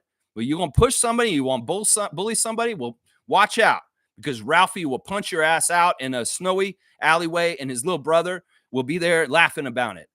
Yeah, when he sees you get knocked out, you bullies. That's right. That's what happens. So anyway, there's your straight goods on Canadian goods segment for today. St. Louis Bar and Grill, y'all. Go on down there and watch the Raptors game. They're very friendly, and they put the TV on a nice big screen for me. Ooh, it was so awesome to watch. That's right. Stargate saying Lamar Odom is another one. Yes. Yeah, he's another bench guy that did pretty good. I mean, there's a lot throughout the history of the NBA. You know, it used to be that the perception wasn't it's just a starting five. It's like there's the top six to a team. You got your starting five, and usually they were very organically the five positions. That's a true point guard, Isaiah Thomas. That's a true center, Bill Laimbeer. You know, you had each of the positions weren't positionless, and you really did kind of slot into your five of those positions wherever you were. But there was a lot of like in a lot of the previews in the season previews of like Beckett's and Street and Smith and stuff like that. They'd have our depth charts for all of our teams, and the six man was very important and listed with the five. So, you know, a lot of people in the perception of the old school NBA is like there's a top six on teams. You think of the starting five and the first guy off the bench as like the big quality part of the team. That's what I'm saying.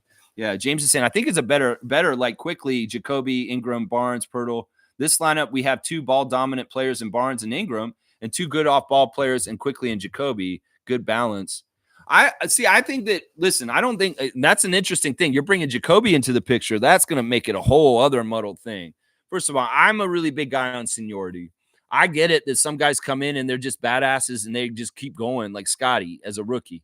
But I think guys should come up the ranks and they should come in stages in development. Now, Grady's gotten a start. Jacoby's gotten a start too. Oshai's gotten a start. But these guys, in some ways, are a tier below the real starting lineup, which has RJ and Brandon and IQ and them in it. And I'm just saying, in some ways, this is muddling even worse. I mean, Jacoby needs to be off the bench for now.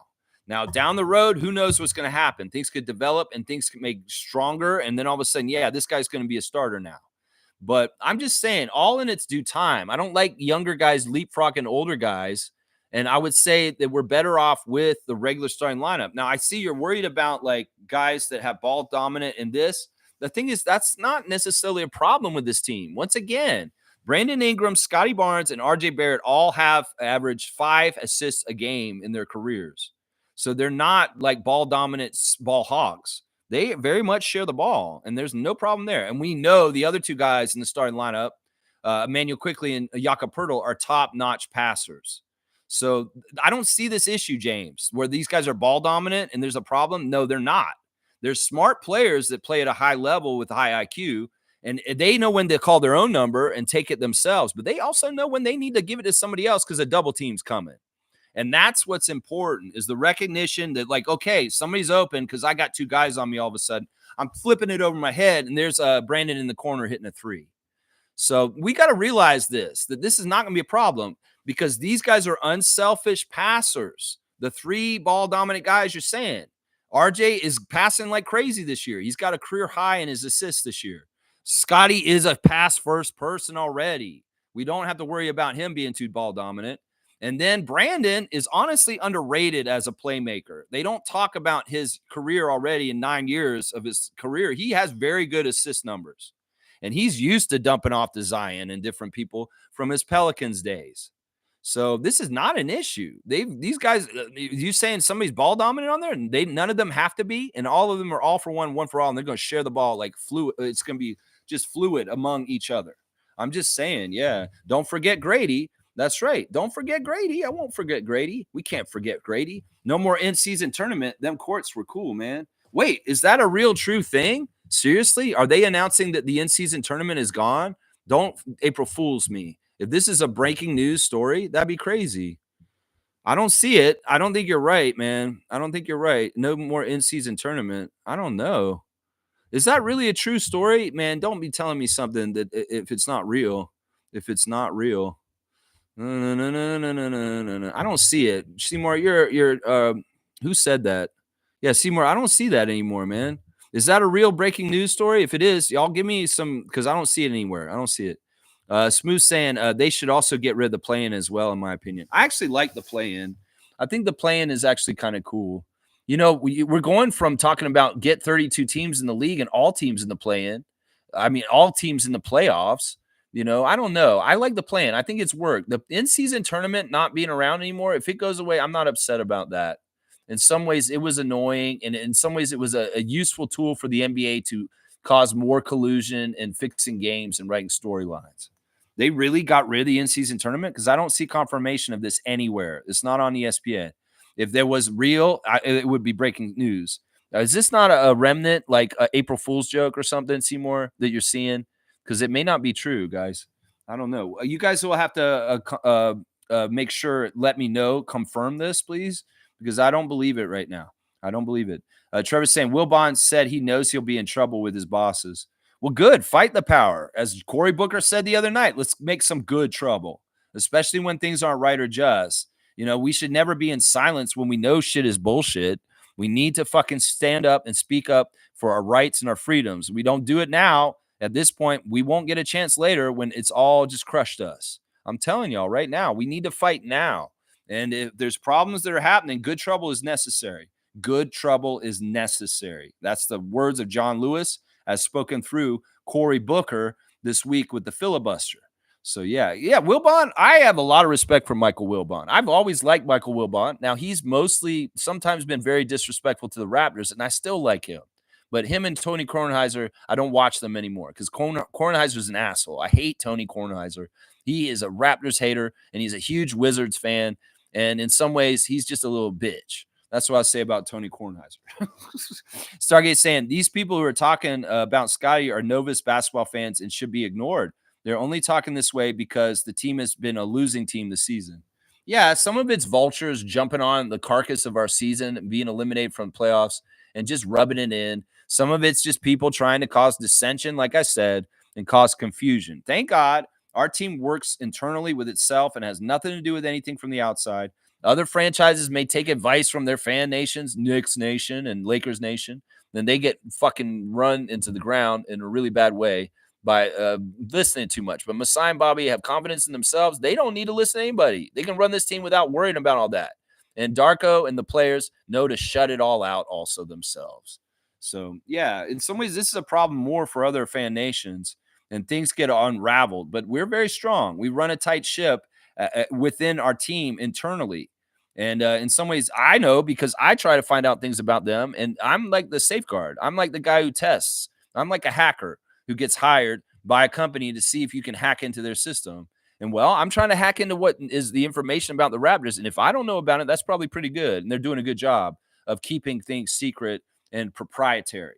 So, yeah, these people don't know what they're talking about. These are people that do not want good things for the Raptors, and they're trying to pull things apart is what it is. Infamous saying, you're 100% on point, Lex. Darko's system is predicated on ball movement. If you notice, we play a Euro-style game, which the league is heading towards. We're ahead of the game. Yeah, it's because the trend of isolation superstar basketball that we played in the 2010s is dead. It doesn't beat this kind of game. The thing is, like before in the 2010s, it was like get 3 huge superstars and have a super team. And that's how you compete to win. And that's why a lot of fans are not caught up on the new way of doing things. In some ways, the new salary cap has made it hard to do the 3 superstar model. And there's not enough superstars in the league for everybody to have 3 superstars. So the NBA, for parity's sake, instituted a new cap system, and it's very, very tight. And in some ways, it doesn't allow for some teams to just balloon their paychecks, have a huge salary cap, and just buy championships. That's great because baseball's broken in this way. The Dodgers can buy World Series right now. And in the NBA, you cannot spend to buy, to win. And in some ways, you have to be masterful with your GM office as far as plugging in with the money that's allowed for you to make a team that wins. And you can't have that many mistakes. Like that's part of the reason why people like Joel Embiid are in trouble. Because if you're a big time superstar that commands a huge salary, but you're only there half the time, you're not going to help your team win. And more GMs are going to be like, we can't waste time on people like Luka or Joel because they are not the people that are going to get us to the promised land. They may be talented, but they're not dependable. And that's the thing. You're going to need 3 different things from your players. You need the talent, obviously, to play at a high level and be a superstar. You need the gumption. The person can't be half-assed about it. They want to really continue to work. Even when they get their bag and they're really rich, they have to still show up and work harder and harder, like DeMar DeRozan and Pascal Siakam. And then third, They have to be durable. They have to actually be present for games in there. And if you don't do it exactly right, your team is not going to be that good. And the team that has the best overall team that plays a team concept will beat the individual led teams that are very much oriented around one personality on the team that's the superstar above or beyond, and that's their franchise player, and that's it. Well, if you don't have enough going on with team synergy and all this stuff, that's why we are ahead of the curve. And that's why we will win another championship in the next 5 years. I'm telling you right now. Stargate's saying if this team was winning, none of them would be saying this stuff. One week they're criticizing Jakob, next week it's Grady, the next week it's IQ, the next week it's RJ, now it's Scotty. Shaking my head. Yeah, it's stupid. It's stupid. So, and like I said, this is just the world we live in now. There's social media, and there's just people out there being trolls and talking trash, and it's intensified and gotten worse and worse as the years gone on. And in some ways, we all need to train ourselves to recognize these kind of people in our lives.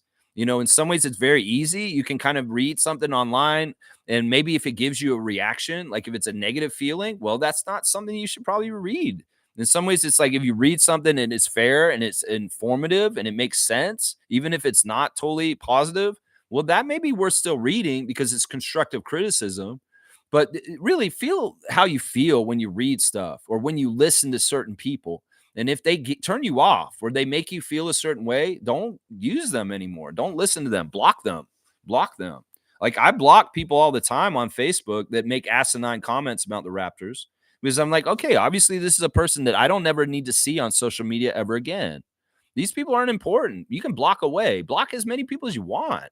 It's fantastic. In fact, I'm going to be blocking Facebook completely at the end of this month. I am going to leave Facebook and Instagram at the end of this month. I will not be there in May. We're going to make changes to the Facebook chat after the season's over, and we're going to go to a new place if you guys want to come with me and be able to be with me during the games. I'm thinking it's going to probably be Discord. It's just that I've got to get it set up and figured out. But yeah, I am absolutely leaving Facebook at the end of this month. And I'd like to keep in contact with everybody still. So I hope we can all migrate together to the new place where we'll have the Raptor Freak official stuff. And it'll be official Discord like what Tom Duke tried to set me up, probably. And then and people that are familiar with Discord, and that you're in the Raptor Freak group, please contact me, like Tristan or anybody who's younger that knows about Discord and knows how to utilize it well. I do need kind of help. So if you're Facebook friends with me, send me a personal message, please. Because I'm going to try and figure this out in the next couple of weeks, probably not until after the games are over. We'll keep it as it is for the rest of the season. But when the games are over in 2 weeks, I'm going to be migrating away from Meta because fuck Zuckerberg, fuck the bullshit that's going on there, the gaslighting and the crazy ass shit he's putting on my feed right now. I don't need that kind of shit in my life, and I will figure out alternatives. Yeah. Good morning, fam, and happy game day to MJ. Good to see you, Fiercey. How you doing this morning? Always good to see you. Stargate saying St. Louis Bar and Grill. That's right. I said ribs and wings. Yeah. It's a Canadian franchise. So you're supporting a Canadian franchise. And not only that, you're supporting autism awareness when you eat at St. Louis Bar and Grill. That's right. Trevor's saying Anthony Edwards dropped $1 million of child support to his baby mama paid in full. This is interesting. This is weird. All right. This guy's such a weird guy, man. He's not really good with his PR. In some ways, he's very much like John Morant. These guys could both be superstars and make huge amounts of money on endorsements and be the face of the league like Michael and Magic were in the past, but they shoot themselves in the foot left and right. This is not a good story in some ways, Anthony Edwards, but it is kind of, I kind of admire him for his ingeniousness. He's like, I don't want to keep having to pay you for years and years and years. I'm just giving you in a lump sum right here. This is it. You get this, and this is for you to take care of my kid, and that's it. But I don't want any more. It's crazy. It's interesting. I've never heard of this happening before. But well, Anthony Edwards is an interesting guy. I like the guy as a player. I think he's a good person in some ways, but he's man, some of these guys need better handlers. They need better agents. Some of these guys need better parental influence, is what I'm saying. Yeah, Infamous saying autism is up 300% since the year 2000. Yeah, I don't know about the stats and stuff. I honestly think that autism is something that has been prevalent all along. It's just that we're more aware of it. It's just there's a lot of different things that have been in society and humans forever. And it's just like, autism back in the day could have just been eccentricism, like somebody's eccentric or somebody who's hyper fixated on a particular subject, like the Raptors and me. That's my autism right there. I can't help but be the Raptors freak because my autism feeds into it because I'm hyper fixated on the Toronto Raptors. And well, that's a lot of what sometimes autism is. So you can think about great people in the past, somebody like Leonardo da Vinci, he could have been autistic. There's all kinds of great people that did amazing things because they were so into it. So I would say, I know that the diagnosis of autism has gone up over years, but I would honestly say this, just like trans people and just like a lot of other things, these things have always been here. It's just that we have ways of detecting and understanding it and being more aware of it on a large scale. Now, some people say, oh, no, autism rose because of vaccines. No, that's anti-vax bullshit. That's not actually true. That was like that's the RFK bullshit that like that's the head of the health department in the States right now is really bad, dangerous. That is not actually true. The anti-vax trope that vaccines caused autism, that's not true at all. Seriously, that's not true. It's been proven untrue. Wayne's saying, morning, Rat Freaks, punditry is about opinions. However, said opinions as to be facts based on empirical evidence. I love this. Wayne's getting big here, man. Big words. American commentary is just sloppy and nonsensical with opinions based on nothing. I don't just say all of them because there's a case by case basis. I say, like I said, ESPN is the worst offender in this. But TNT is somewhere next. Like they're a little bit like them, but there is a little bit of real basketball and analysis and X's and O's with people like Kenny the Jet Smith, Charles Barkley, certain people. Shaq may be more like the people that are on ESPN than actually an analyst. But I'm just saying, that's the thing that basketball programming needs to get back to is X's and O's, talking about the game, talking about mismatches, not overlooking certain people because they're not part of the important people that ESPN has on a list that they should be highlighting more. They should have an equal opportunity because in some ways, if you want Adam Silver to make your league look more fair, you need to cover it fairly because it's obvious there's the haves and have nots in this league as far as franchises and individual players. And that is not democratic. That is not like fair. In some ways, we see there's not a level playing field for everybody in this league because y'all dote on golden boys and golden franchises.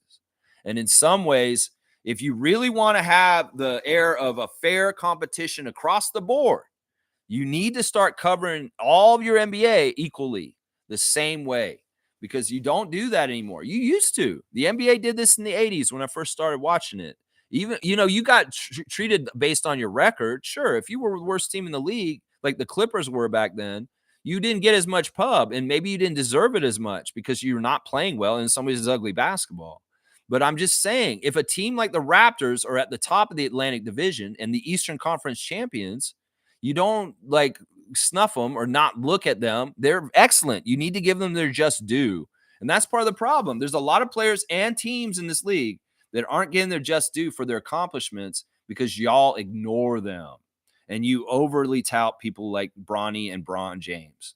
So I'm just saying, if you want the appearance that the league is on the up and up and fair and across, that's one of the ways you make it look fair again is in your coverage, is what I'm saying right there. Yeah, Smooth saying, I read that Anthony Edwards didn't even want to know the name of his child, just how money was needed for child support. That's sad. That is sad. And it's just too bad. It's just too bad. It's sad. It's sad. Like, I mean, if I was blessed enough to have an offspring, I could never be like this. That would be awful, man. There's a lot of people out in this world that would love to have kids, Anthony Edwards, people like me, but we don't. And you're going to squander the opportunity to have a child and know who they are just because you're like this. Man, that's sad. That's tragic. And that's messed up. Honestly, that's messed up. Trevor J saying they meant the All-Star game tournament. Okay, that's a total miswrite. You said they got rid of the in-season tournament. The in-season tournament's at the beginning of the season. You're talking about they got rid of the All-Star tournament. And that is true. They did scrap the All-Star tournament, which I thought the format was good, and they could have actually worked it out so it would actually work. But I guess people like Draymond hated it so much and complained about it so much on their broadcast that it wasn't a hit, is what Adam Silver said. I like the idea of G League guys being able to play, but I guess the disaster of the G League team winning the All-Star weekend would have been something that could have been really bad for the NBA product. But it is what it is. C'est la vie. Well, we'll just have to see what weird ass format they have for next year, and we'll have to see if it works or not. It's too bad this one didn't work. I thought it worked. I actually really liked it. And I thought that they could have tweaked it. It has something good to it that would work because, in some ways, the competition of the tournament actually kind of worked to a degree. There was more bragging rights, and you did not want to lose to a G League team because they were coming and they were hungry. That instantly brings up the competition and makes the game more exciting because people are actually playing for something instead of just goofing around like the All-Star game has been. Yeah. Okay, so I'm glad you clarified that, Trevor. So that's what you meant, Seymour, right? That they got rid of the All-Star tournament, not the in-season tournament, because I don't see that anywhere. Kenny's saying the Raptors front office has the right formula. We will win again. Yeah, that's the thing. These guys are not messing around. And once again, like Logical Raptors Fanatic talks about a lot lately on his channel about waste on your team. Every single resource and thing that the Raptors get, we really maximize. There's a lot of other teams that do a lot of things and they miss. They miss left and right. They make a lot of moves and they miss probably more than half the times. They don't hit very often. I think the Knicks and the Sixers are two franchises. The Nets, they're very much all epitomize what I just said. That they do all kinds of moves and stuff, and half the shit they do does not hit or does not work out. It's actually a fail. The Raptors, though, are very cold and calculating about every single move, and they put a lot of pre-thought into every single thing they're doing. And in fact, the whole big picture is all one big interlocking jigsaw puzzle. And they have to make sure that every little person they bring in, every little decision they make is going towards that bigger picture that they see. And they're doing a very good job with this. In fact, we can see the bigger picture forming more and more in this Darko era as it's starting to calcify and just be real and manifest in front of us. So I agree with what Kenny's saying here. They got the right formula. They got the right mentality with this European style with Darko leading it. And they got the right players. They got a guy like Yak to do what he does. They got Scotty in the middle of it all as the franchise player, selfless with the glue guy stuff and the top defending stuff. Then you got a guy like RJ, a hometown hero that can bring the pride for our own city, being from the city. And in some ways, guys next to him play harder because they're like, this is RJ's city, bro. We got to do this for RJ in the city of Toronto. And he comes here purely. That's the thing. Some people don't like RJ being on our team because there's no mistrust of RJ. We know his intentions are pure for the Toronto Raptors. And some people don't like that. Some people don't like a Toronto guy on Toronto kicking ass and not being able to be stopped because he goes to the basket and he scores so easily.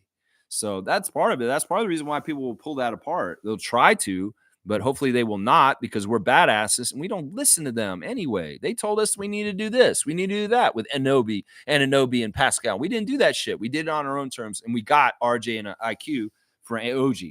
That's really good. Randolph saying, game day blessings, beloved Raptors, most informative gang. No matter the darkness around you, be the light. You are positioned to be as the light of God and just shine your brightest. This is awesome. I love this sentiment. As the world seems darker and more unfair, once again, we have a power inside of ourselves individually to shape the world from our perspective and who we are. If you want to see a change in the world for the better, be that change. It's so true. You may see people being assholes and treating people in racist ways and fucked up ways down the South and really crazy shit. Well, be the opposite. Be what you want to see more in this world. Put that out. That is what we're saying. Be the light of God. You can put that out there and you can help the situation more and more by being somebody who's a good example and putting out more light, because light begets light and light will beat the darkness. I appreciate you so much, Randolph. Blessings to the Phillips family and all the Raptor Freak family. Be the change you want to see in the world, guys. That is such a powerful weapon. That may be the most powerful weapon for all of us on an individual level in this state of affairs we're in right now in the world. I'm telling you right now, there's some weird guy walking around in my back alley. I'm not sure what he's doing. What are you doing, bro? You looking for a cell service? I don't know. There's some dude out there. I don't know what he's doing. If it was saying we talk about Ant, but fail to mention the predatorial women who target these young men from as young as high school. I like Ant because he's real and authentic, good or bad. Yeah, I like him too. I think he's a great player, and I like his personality. I mean, he's had some missteps PR-wise. But, I get what you're saying, and you're exactly right. Like, some of these guys will have women just trying to get that baby, and then they feel like they're got a free ride for the rest of their life. I get it. I get what you're saying, and you're exactly right. This is why these guys need to be very careful. They need to be very, very, very, very careful. That's what I'm saying. I do like Ant too. I like his game, and I think, like I said, I think his personality is pretty cool. I just wish that sometimes some of the guys that are around these NBA players would help them guide their life choices a little bit better. That's what I'm saying. I mean, it's his life. He wants to not ever know his child. That's his own mistake to make. That's his own mistake to make. I would say that. Wayne's saying punditry lose their relevance when the bias is obvious. A really good analyst explains the X's and O's without championing one side. National games are kind of different, but league or club games, no. Yeah, this is a great point by Wayne. Now, if you're listening to Matt and Jack or Matt and Alvin and Vince, they're supposed to be a little bit of homer for the Raptors. In some ways, they're telling the product to the Raptor fans because they're their audience. And in some ways, they should have a little bit of favoritism. But in the old days, in the Raptors broadcast, in the beginning, the Raptors broadcasters were very much fair and down the middle and were not showing bias towards our own team. In fact, they were more often putting our team down and acting like the other team's broadcast all the time in the beginning. We had to get respect from our own commentators early in our franchise history. So I love that we've gotten to the point where our broadcast teams are aware that Raptors fans have pride in our culture and our history, and they have respect for that. In some ways, there were times where people were very dumping on our team that were supposedly our announcers. And I'll say Leo Routens was the worst in his earlier days when he was younger covering our team. He had a good intention. He came from the right place, but man, did he put us down in really bad ways as our own announcer. Now, I like what Wayne's saying. The distinction is in national games, when it's on national TV like TNT or ESPN, there should definitely be no bias for either team. And that's the problem. Every single time we're on American television, the other team is the good guy. We're the bad guy. And they will call the game from the other team's perspective no matter what.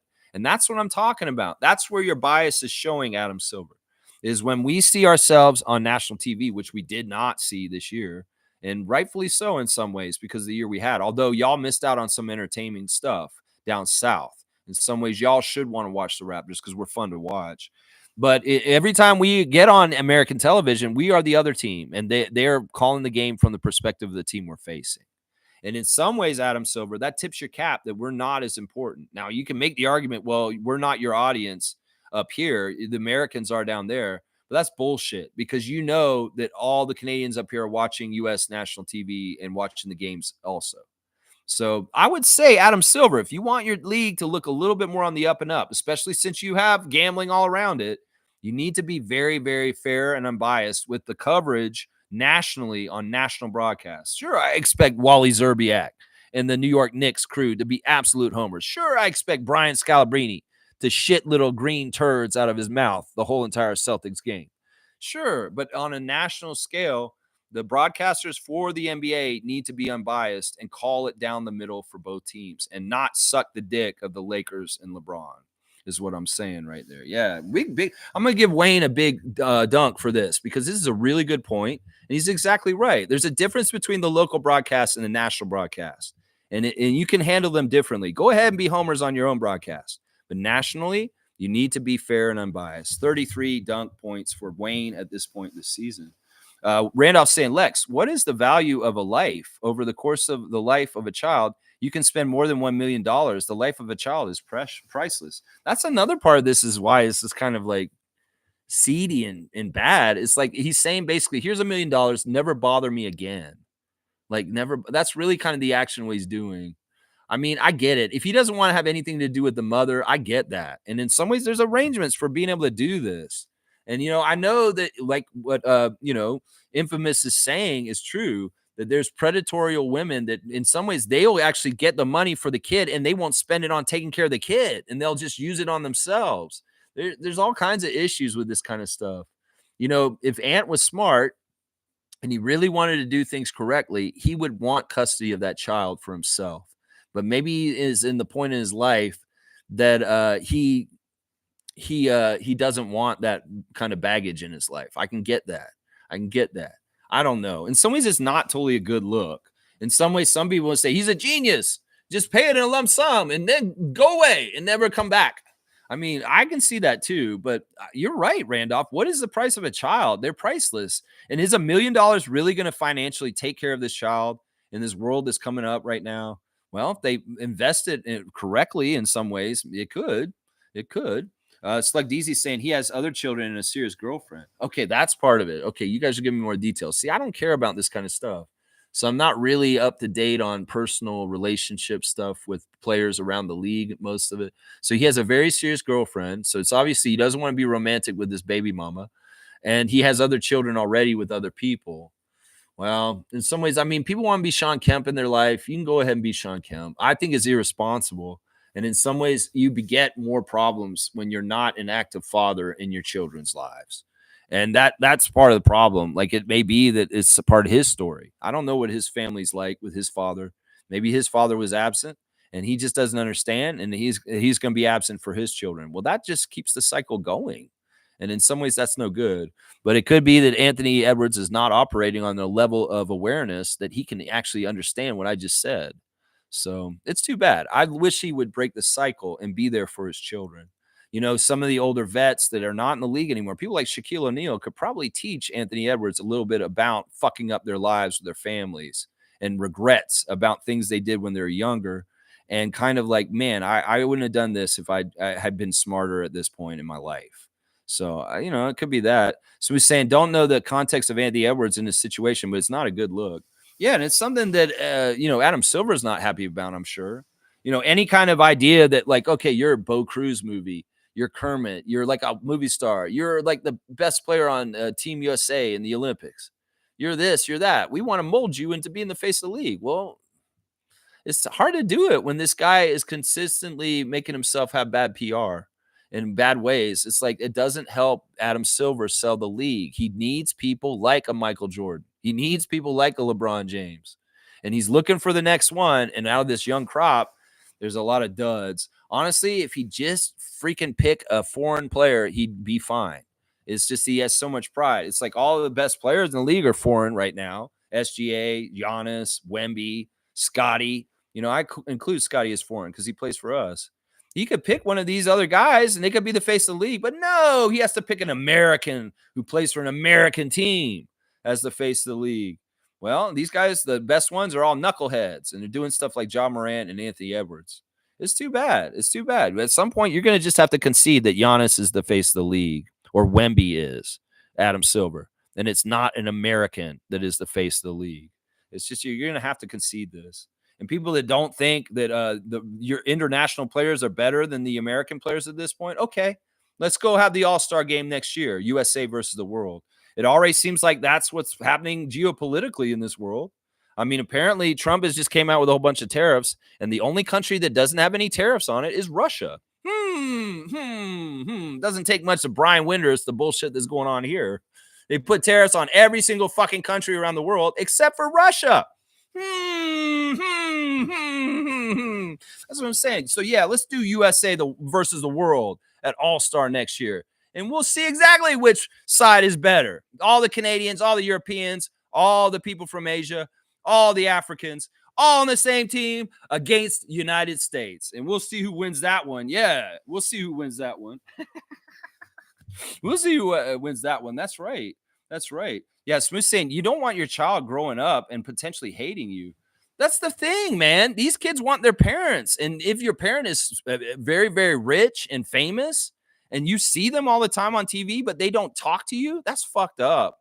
And there's so many athletes that have made this mistake, rock stars that have made this mistake, celebrities that have made this mistake. It's not just for one genre of thing.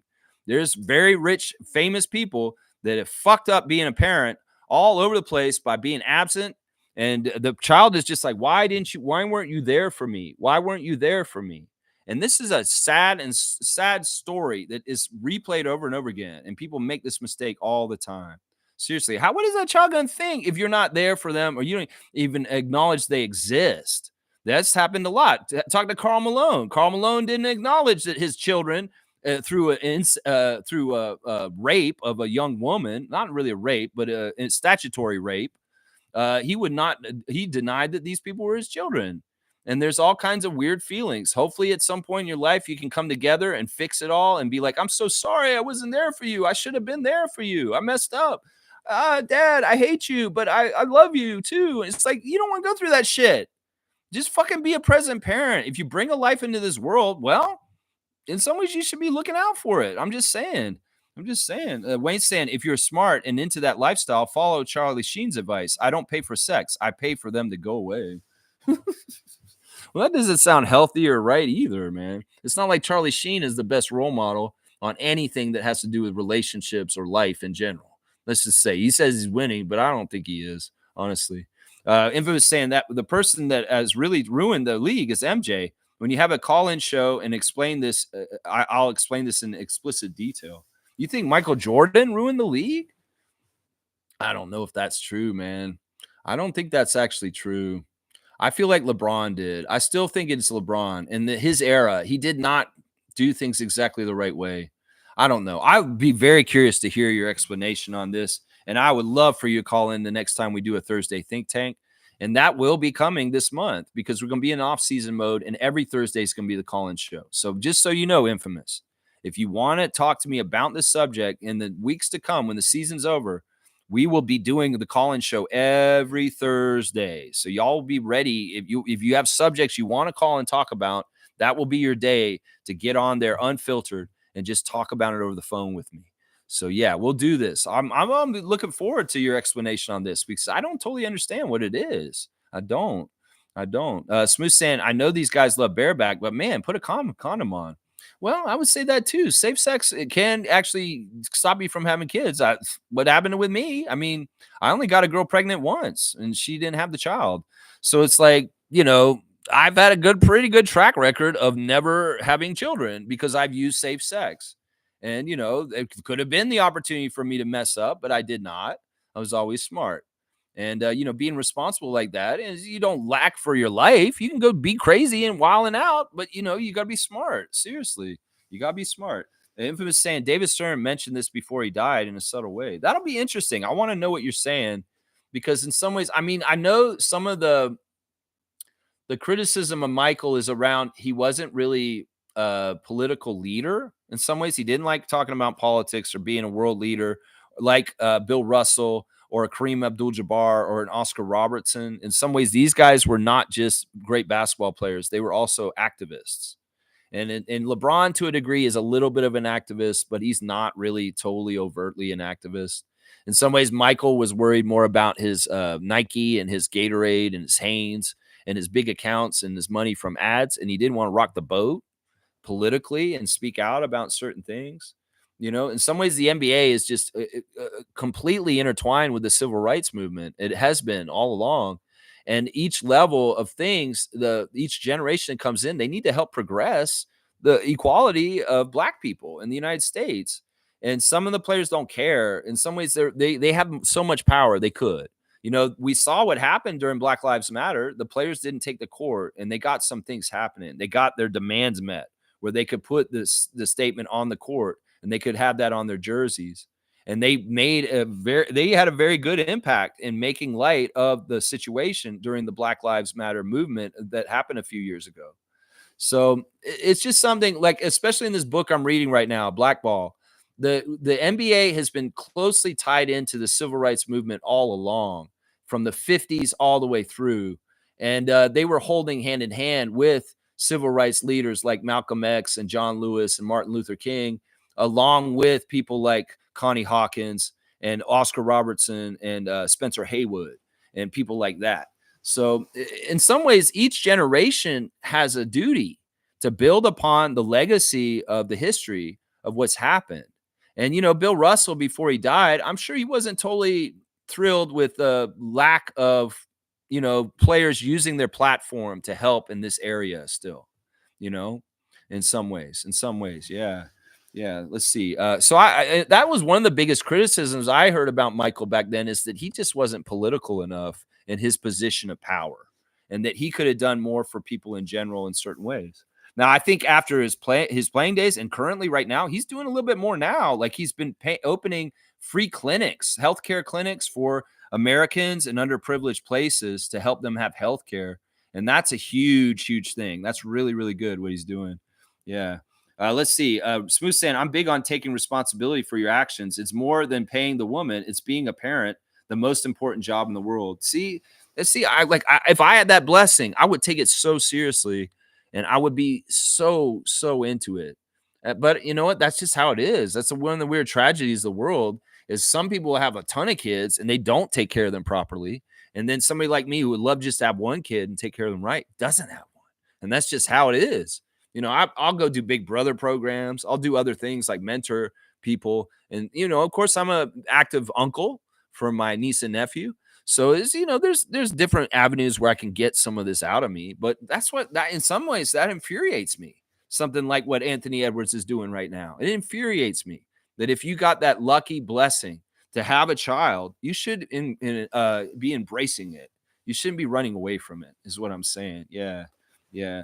And Smooth saying, if the child or children grow up hating you for not being there, well, you get what you get. Yeah, that's what I'm saying. And in some ways, I don't know if people are actually talking to him about understanding that whole big picture. And if they are talking to him about it and saying something about it, well, hopefully he's taking measures to do something about it. You don't want to just throw money at your problems and hope they go away like Charlie Sheen is saying. That's not the way to do it. Trust me. That's very self-destructive. Self-destructive for sure. Monique's here. Superfan Mo's in the house. The greatest superfan ever. Good morning, Raptor Freak crew. Happy game day. Happy game day to you, Mo. Are you going to the game tonight? Are you going to be down there for Portland to say hi to Delano Banton of Toronto Rexdale Bus 45 coming in, baby? Delano. It's too bad Scotty won't be playing Delano tonight. But hey, it's going to be fun to see our guy Delano Banton back out there on the court doing what he does. And also the great, talented, spring-loaded Shaden Sharp. Back Canadian talent is going to be in the house tonight. It's going to be very, very good. Very, very, very, very good. Yeah. Infamous is saying it has a lot to do with marketing a player as the central focus instead of promoting teams instead of individual players. That makes sense. So you're saying they over-importanced Michael and really put him on a hierarchy, and that model continued to go forward. And they put it on LeBron, obviously. And they've tried to put it on other people, and it didn't fit as well. Like LeBron is the closest thing to Michael since Michael, as far as being the whole center of the NBA universe and everything revolves around it. Yeah, okay, I can see what you're saying, that maybe David Stern regrets over-importancing Michael Jordan and making that model for the NBA going forward. And that in some ways he should have been a special case. I get this. I've heard this argument before, and I thank you for elaborating. And I will still look forward to hearing you in your own words say what you have to say about this. That's very, very interesting. I get it. In some ways, though, we got to be fair. Michael was head and above like the whole entire league, and he really was a phenomena.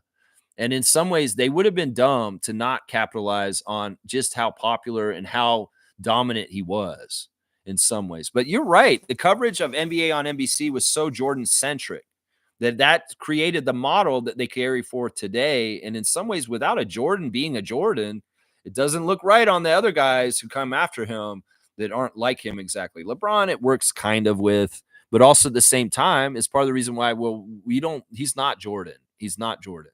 He is not Jordan. That's right. Yeah.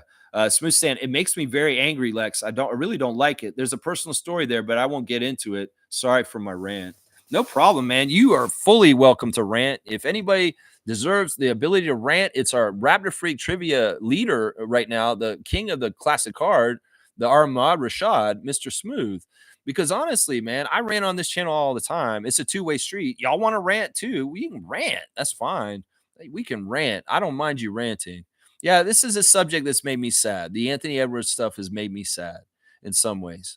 Because it's not good. You're going to raise somebody, you want to break the cycle. You want to have people there. You don't want absent fathers over and over again. You want to have people there. Break the cycle. If you have hurt from your own life because your father wasn't there for you, well, you may have the gumption to I'm not going to do what my dad did. If I have a kid, I'm definitely going to be there for him. That kind of stuff. And I like that. Yeah. Mo is going to the game tonight. Awesome. Mo's going to go down there. Mo, I am predicting we're probably going to lose tonight. ESPN matchup predictor saying we got a 55% chance to win over the Blazers tonight. In some ways, I'm seeing that the Blazers are wanting to win tonight, because they're still not eliminated from the playoffs and they still have an outside chance to get the play in. And also, we are sitting most of our starters tonight. The only starter that will probably be available tonight is RJ Barrett, the regular starters. Scotty, IQ, Yak, all out tonight. So it's going to be a little bit of a different game tonight. That's right. Kalois here. Good morning, Carlo JS and fellow freaks. Good morning to you. Ran up saying, Lex, the Bible teaches that a child is a blessing from the Lord. So regardless of how the child is conceived, remember, they didn't ask to be here. Yeah, okay, I got it. That makes total sense. I mean, I believe that too. And that's why I say if something so sacred and beautiful and natural and happened to me, I would take it very sacred and serious. I really, really would. I mean, they say anybody can be can father a child, but not everybody can be a dad. And that's something that's true. And you can think about all the different NBA players that have not had fathers for whatever reason. Fred's father got murdered, and he had a stepfather step in who's a cop, and he became his dad. He had a father figure. Shaq's dad, he didn't really know him, but he had a dad that came in and was a military kind of guy, and he kept Shaq in shape and got him to the place. So sometimes it's not even about your biological dad. You get other father figures in your life that do something for you. I think Scotty is the same situation with his father, is that there were other people that replaced his dad when he's growing up to help raise him. And he has other father figures in his life, not just his father who was absent. So Dennis Rodman, another guy who had an absent father who was not there for him when he grew up. And, this is a story that's told too often. And in some ways, kudos to the men who step up as stepfathers and surrogate fathers for the children that fathers step out on. Seriously, it's a very serious subject, very, very serious subject. And I appreciate you, Randolph, for it's looking at it this way. I mean, I agree. Infamous saying bingo, Lex. So I got the whole idea. It's like the superstar template with Michael Jordan that was set was not sustainable because Michael Jordan worked, but these other people do not. I mean, he really was a catalyst for extreme economic growth for the NBA. Michael Jordan himself, he made this sport so popular. It's just like he's Hulk Hogan with wrestling. And, ticket sales, everything. People got into it. And he was the right vehicle and the right person for it. It's not necessarily about Michael himself, is what you're saying, Infamous. It's about the system they created around Michael. That's the problem. Yeah. Stargate saying yes, yes, and yes. The NBA marketing machine got lazy during the MJ era. They decided to go with that one player, chosen one, be all and end all Messiah marketing instead of marketing teams. Different eras had dominant players that were really the face of the league. I mean, if you go really to the very early part of the NBA, it was the Minneapolis Lakers, George Mikan. He was dominant. He was winning all the titles, and he really was the face of the NBA. And then in the 60s, I mean, with the Celtics' greatness, Bill Russell kind of emerged. And you could say Wilt Chamberlain, Kareem Abdul-Jabbar, and then you start getting into Magic and Dr. J and Larry Bird and to Michael. But there it really was like different players that kind of carried the league as the figurehead above everybody else, kind of like best player in the league. And, but it wasn't so pronounced as it was during the Jordan era. He was just so much. He was like, he basically had like, there was good guys like Clyde Drexler, Ron Harper Sr. when he was actually a good scorer, Alex English, Rolando Blackman, Mark Aguirre, all these great scorers in the middle of the 80s. But Jordan was like on a tier that was like way higher than theirs. Clyde may have been the closest one to Jordan during that time, but still, he pales in comparison to who Michael Jordan was and his accomplishments, Clyde Drexler. So it's a tough thing. In some ways, there's a figurehead that's going to rise. The cream rises the crop, Randy Savage, rises to the top. And in some ways, that naturally happens. And they need to allow the cream to rise to the top naturally in today's NBA. And then the chosen one will be ordained and found out instead of just picking who they are before they even prove themselves in the league. That's been the biggest mistake. They said this about Zion. They said this about Ben Simmons.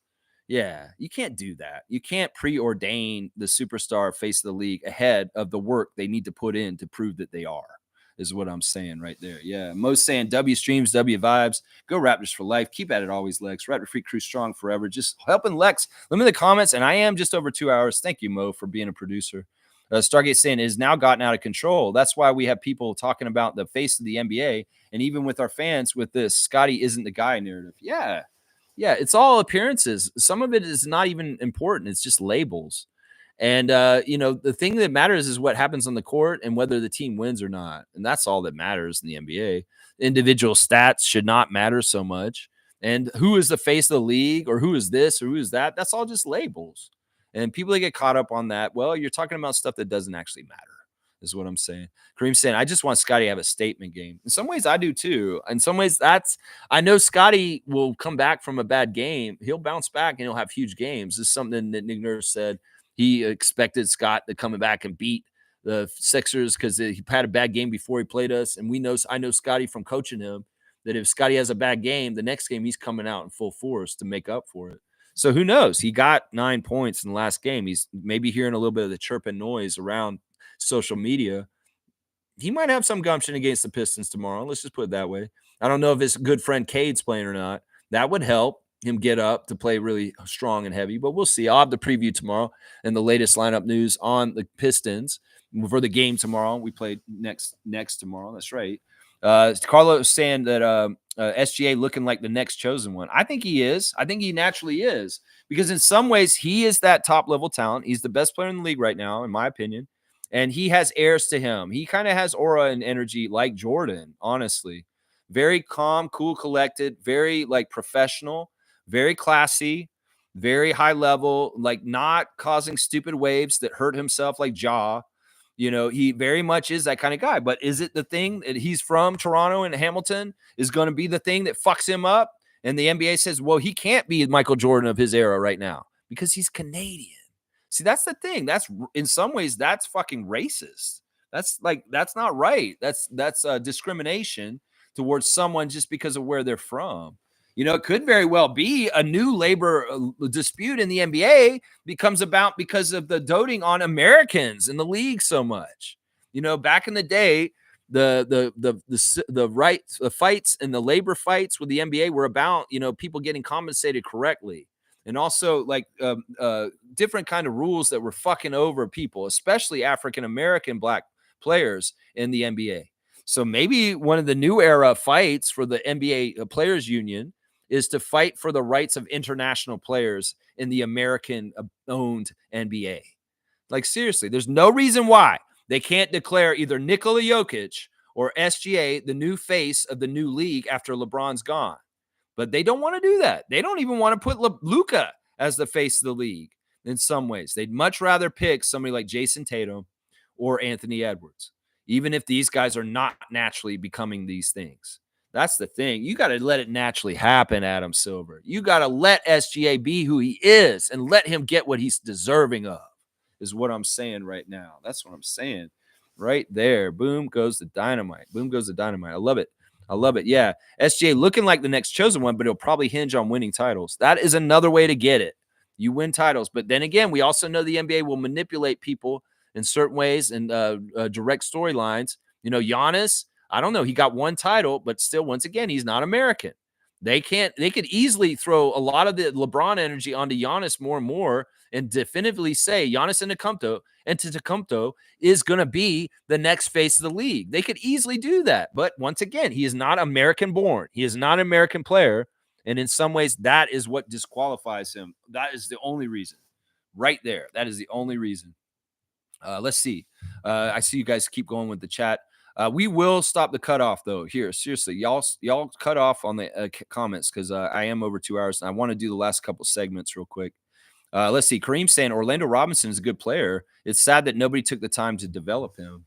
Well, his journey is his journey. Everything he did in other teams before Sacramento, Miami, Sioux Falls, Skyforce, it's all part of his path and what do you need to get to be at this point with the Raptors. And I agree. He's a great player. And I like that he's really getting better with the little push shots or in the lane. He's like really hitting a high percentage of his shots now. He was a little sheepish and a little shaky in the beginning, missing like soft ass dunks, not going up strong enough. But now he's going up strong enough and he has more confidence with the ball within 10 feet of the basket. Also at 3-point line too. That's the other thing that's awesome about that. I love that. I love that.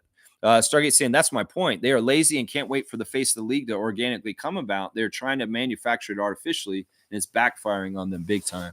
Yeah, and this has been happening for a while. This is not a new thing. They've really tried to force feed who they want us to think is the best player in the league in the face of the league. And it should happen organically. I'm not going to say they're lazy about it. I'd say they're overly working on it too hard. I wish they'd be more lazy about laying off and telling us who we should be liking and just let us like who we like, and we'll tell them who the face of the league is. In some ways, it's like you're a business. You want to entertain the fans. Well, the fans will give you feedback on what they like and they don't like. And here, I'm going to do this right now. Hello. Oh, you know what, guys? I haven't done this in a while. I'm going to do something I haven't done in a long time. Give me just a sec. I'm going to come right back.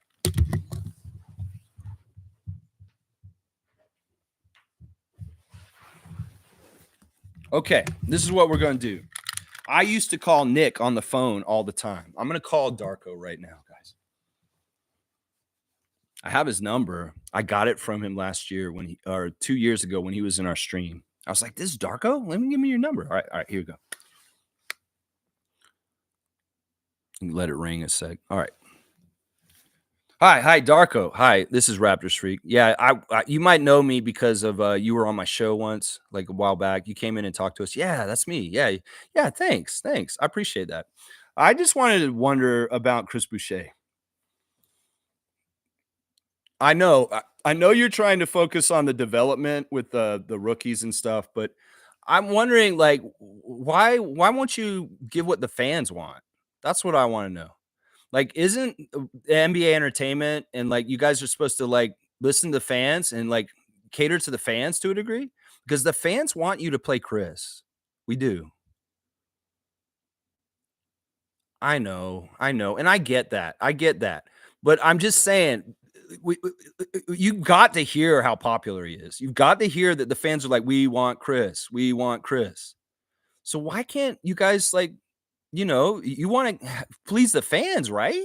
Why couldn't you just play Chris a little bit? Like just at some point? I just want to see him back out there.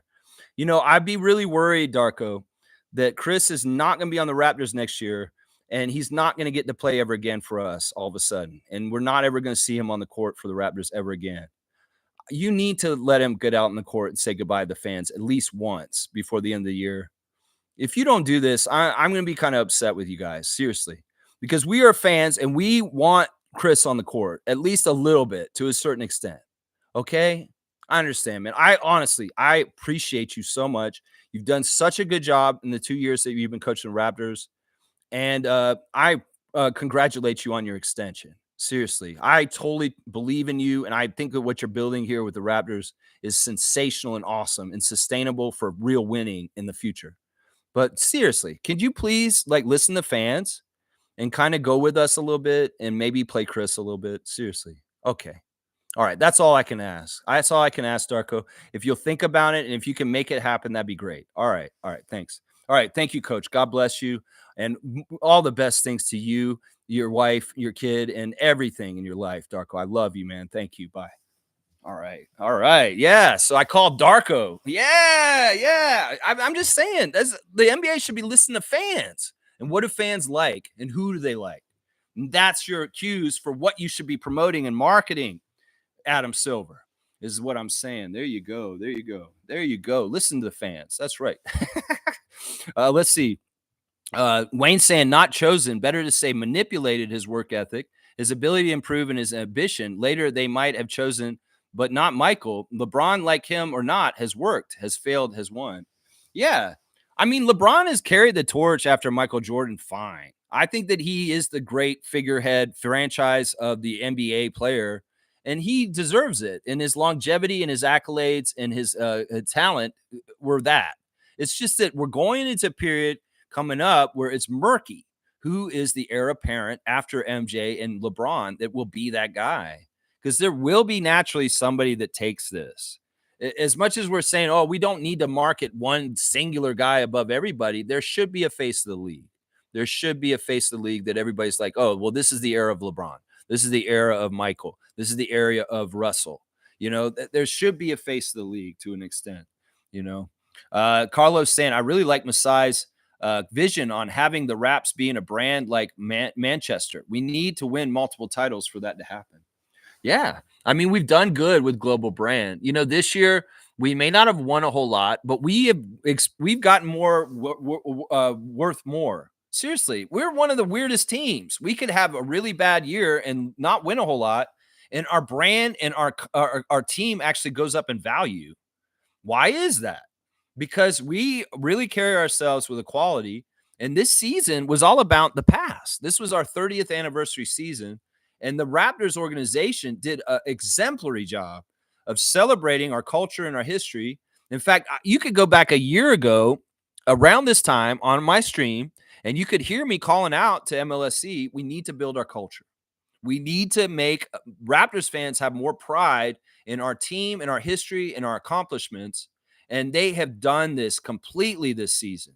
They had a task ahead of them and mission accomplished, Masai Ujiri and MLSE.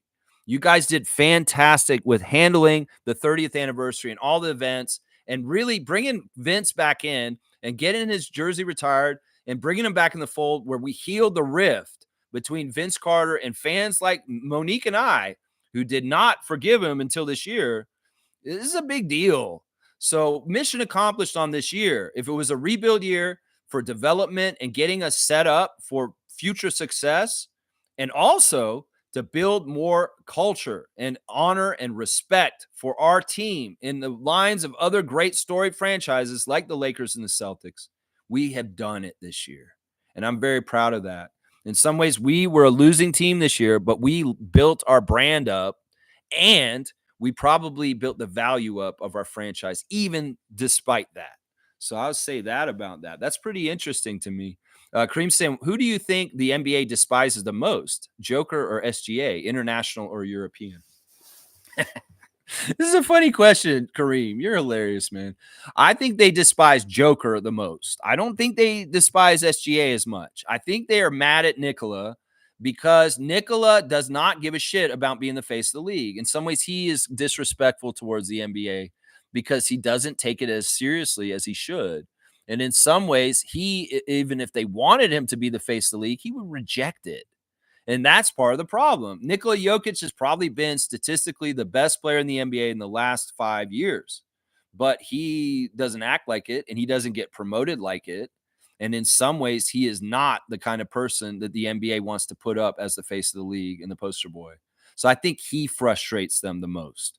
And it's partly because he is Serbian and he's not American, but it's also partly because of his cavalier, I don't give a shit about the NBA attitude in some ways. And you see it when he plays in the All-Star game. That's it right there. So I think it's Jokic. I think Jokic is the one that frustrates them the most. I don't think they despise him, but I don't think that they're totally thrilled about his personality and who he is and how he carries himself.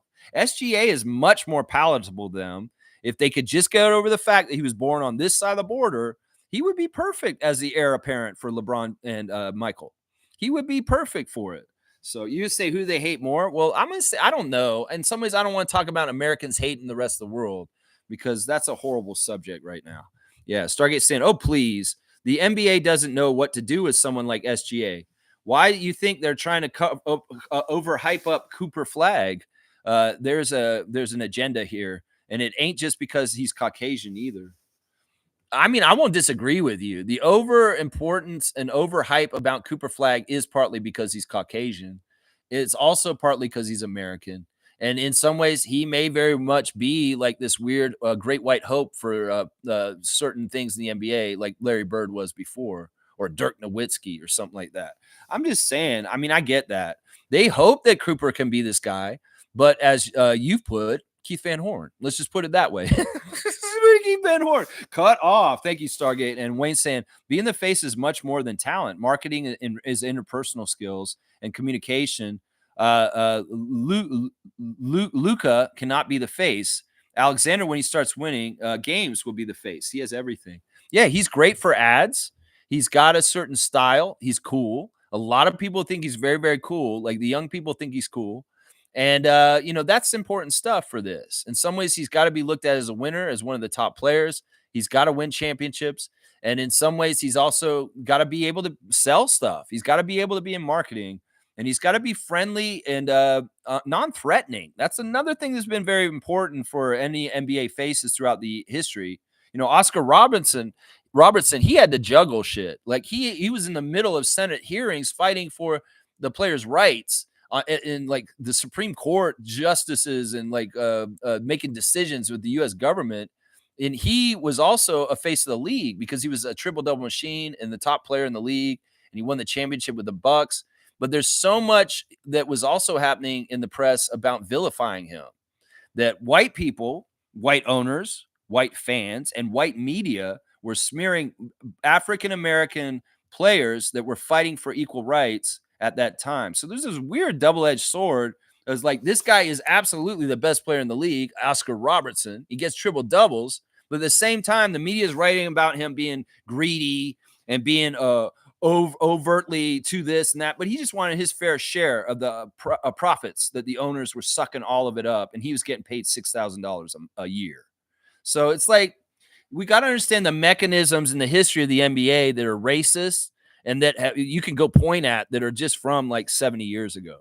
Seriously, because they were there and it was just like that. And that's the crazy thing. In some ways, like Oscar Robertson was in these legal battles and fighting for civil rights for the players, not just the black players. It was for the white players too. And also balancing the hate from certain people in racist ways, and then also being there to endorse things. You know what they used to do that was so dirty to the NBA players? The team owners would force franchise players like Oscar Robertson to go down to like a tire store in Cincinnati and stand around and greet fans, and they wouldn't pay them anything. And meanwhile, the place that they were at, the tire store, would get an abundance of profits, and they just profit off the player, and they didn't get jack shit. They were just there, and they were used to attract people to come to that business. So there's all kinds of stuff that needed to be worked out by pioneers like Oscar Robertson, like Connie Hawkins, like Spencer Haywood and Lou Alcindor and Bill Russell, because they weren't getting the right payments and the right things for what they were doing. They were getting used without any compensation. So you got to think about the early basis of the labor struggles of the NBA, the Players Association, and the owners in the context of the stuff that happens now. Sure, people will say, well, Scotty doesn't deserve $500 million a year. Bullshit. He gets that percentage for the Raptors. He does deserve it. And that's the exorbitant amount of money that the players get. Well, you don't even understand how much money the owners are getting. And the players need to get their just cut, because for a lot of the history in the early NBA, they were getting scammed and screwed over and not getting the right percentage of the gate receipts that they were generating themselves. So, yeah, this is a heavy topic, and I want to talk about this in more in depth when I finish the Black Ball book. It's highly recommended. It's written by a woman who was formerly Raptors Dance Pack. It's very, very good book. I highly recommend it. Black Ball is the name of the book. Go out and get it. Very, very good. Very, very good. Yeah. Yeah. Let's see. Kareem saying, give Boucher the chain. He's been a good sport about sitting on the bench. It's disturbing, actually. I hate it. I hate it. Chris, actually, let's do the Instagram stories, because in some ways he's making overtures here. Bruno is saying this. Bruno Fernando, keep going. And I agree, Bruno. Keep going. We love you, man, even though you're not here anymore. He's got Carmelo Anthony on blast, who was just announced he's going to be in the Basketball Hall of Fame. Of course, Carmelo Anthony's going to be in the Basketball Hall of Fame. We knew that. Lloyd is posting Michael Jordan. Oh, so timely, saying the job is not done, so let's not celebrate. He's talking in reference to SGA and the Thunder. That's his team. The job is not done. There's no celebrating yet, Thunder. You guys got to go all the way to Larry O'Brien, and then you'll be in the land of Jordan SGA. That's what I'm saying right there. And Lloyd understands the assignment. That's right. Kelly Olynyk in action in the Crescent City jersey on his Instagram stories. Of course, there he is in action trying to fly by Ivica Zubac and Kawhi Leonard. There you go. There's Siakam on his birthday with his Reggie year post. He's in his Reggie year. He's 31 now. There he is riding around on his birthday in his car. He's smiling. He's happy. Good stuff. There's a really cool happy birthday post of Siakam right there. I really love seeing Siakam on his birthday. Scotty Barnes is putting on blast Jonathan Mobo, his friend. He's got the song "Here Comes the Sun" by the Beatles. Do do do do. Here comes the sun. Do do do do. Are you calling Jonathan your son? I don't know. Jonathan actually posted this song on his post, and Jonathan did a gratitude post yesterday saying, Thank you, God, God's work. And for all the blessings he's got this season, he had a nice little collection of pictures showing the past season of him guarding Kevin Durant, him guarding Steph Curry, and just the blessings and the love and that he has, that he's got an NBA life right now, and that he's really, really appreciative. And of course, it's even extra sweeter that his best friend from childhood, Scotty Barnes, is alongside him for this journey. So yeah, I love the post, and a lot of people are putting on blast that post and reposting it on the Raptors team today, Scotty being one of them. And he's also reposting the post that Chris put out. Now, Chris has made a couple of posts in the last couple of days that are very, very interesting, and I got to go find them. Mo Pete is celebrating his Flintstones days with the Michigan State Spartans on there. There's Eric Smith celebrating his birthday yesterday. Happy 50th birthday, Eric, once again. And he's got the list of the April 2 birthdays. And the guy from Mandalorian, what is his name? Pedro. He's like Pedro Pascal. I think he's number one. And then he's got looks like one of the Sarsgaard brothers, and then Siakam. And he's like, oh, well, I'm not one of the top 3 birthdays for April 2nd. Eric Smith, you're awesome. Don't put yourself down like that. Wubbs posting a picture of them in the lineup. Him and Jamal always do those shady faces. They're like this. They always do that when they're lining up for the anthems. And they're kind of funny. They're pretty comical. In some ways, they give me Three Stooges vibes with their funny faces, like Larry, Curly, and Moe. Shed and Walter. They're hilarious. There he is. He posted the Here Comes the Sun, Jonathan Mobo post. Jacoby Walter showing support for his guy. Love to see that. All right, here's the Slim Duck post. Man, this is something that's crazy. Like, all right, he's saying like he's got one song by Migos playing. What's the price? Well, price has gone up. And I'm saying that this is a message, a veiled message from Chris that, yeah, you know what? I understand this situation. Y'all may be benching me because y'all don't want my value to go up in free agency this summer. But my price is going up regardless, no matter what. I'm sorry. That's just how it is, you know? So it could very well be the writings on the wall that we're not going to be able to afford Chris for next year because he may not fit totally with what we're doing to put that much money into him.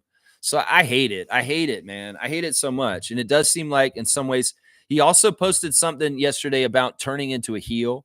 And I get it. He's a wrestling fan, and we know heel turns happen. It just happened in WrestleMania with John Cena, heel turning on Cody Rhodes.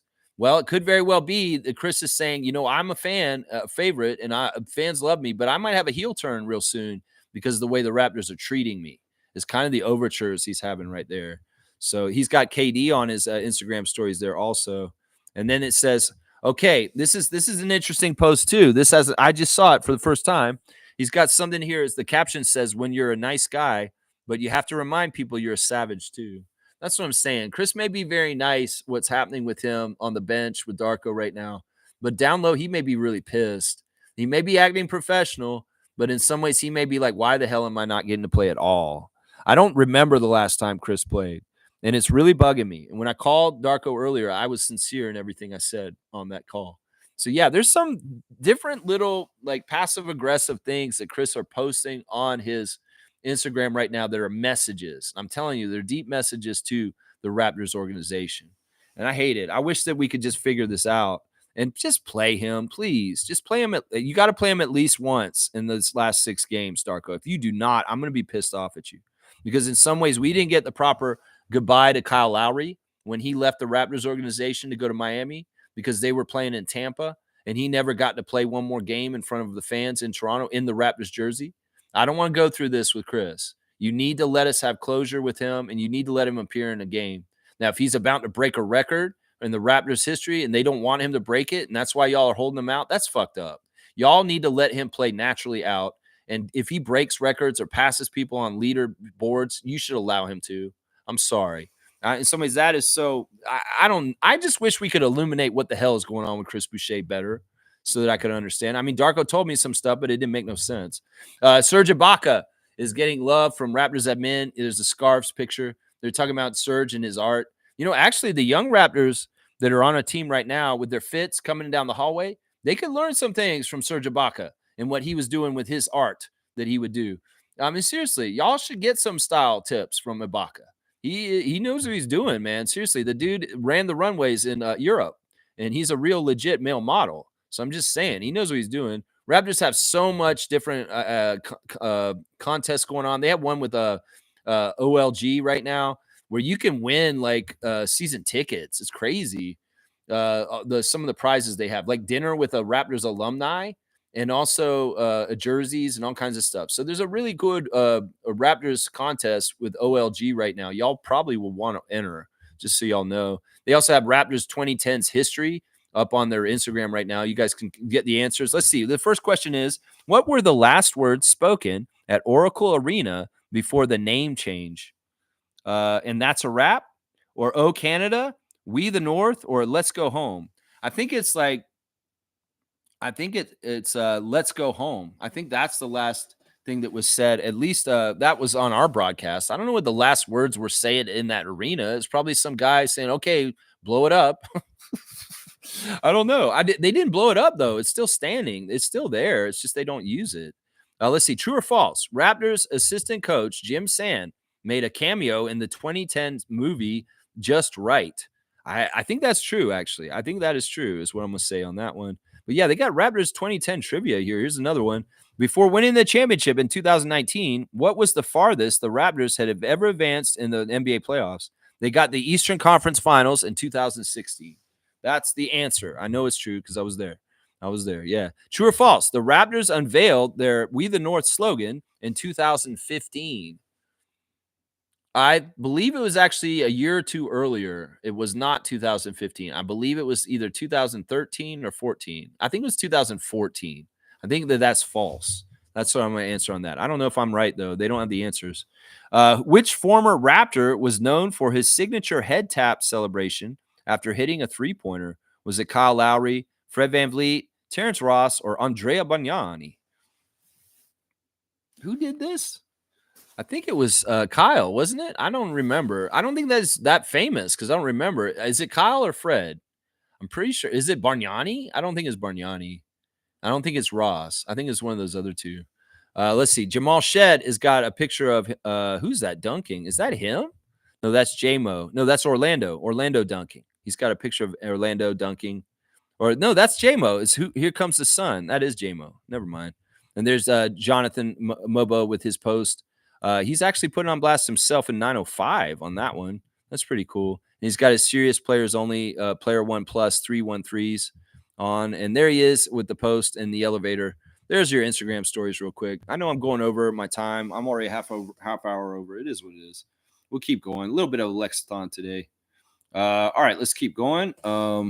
DK saying Raptors have 6 games left. That right, 6-game winning streak. DK, let's go. We need to sweep the Blazers. We can't. They beat us the first game already. There's no sweep.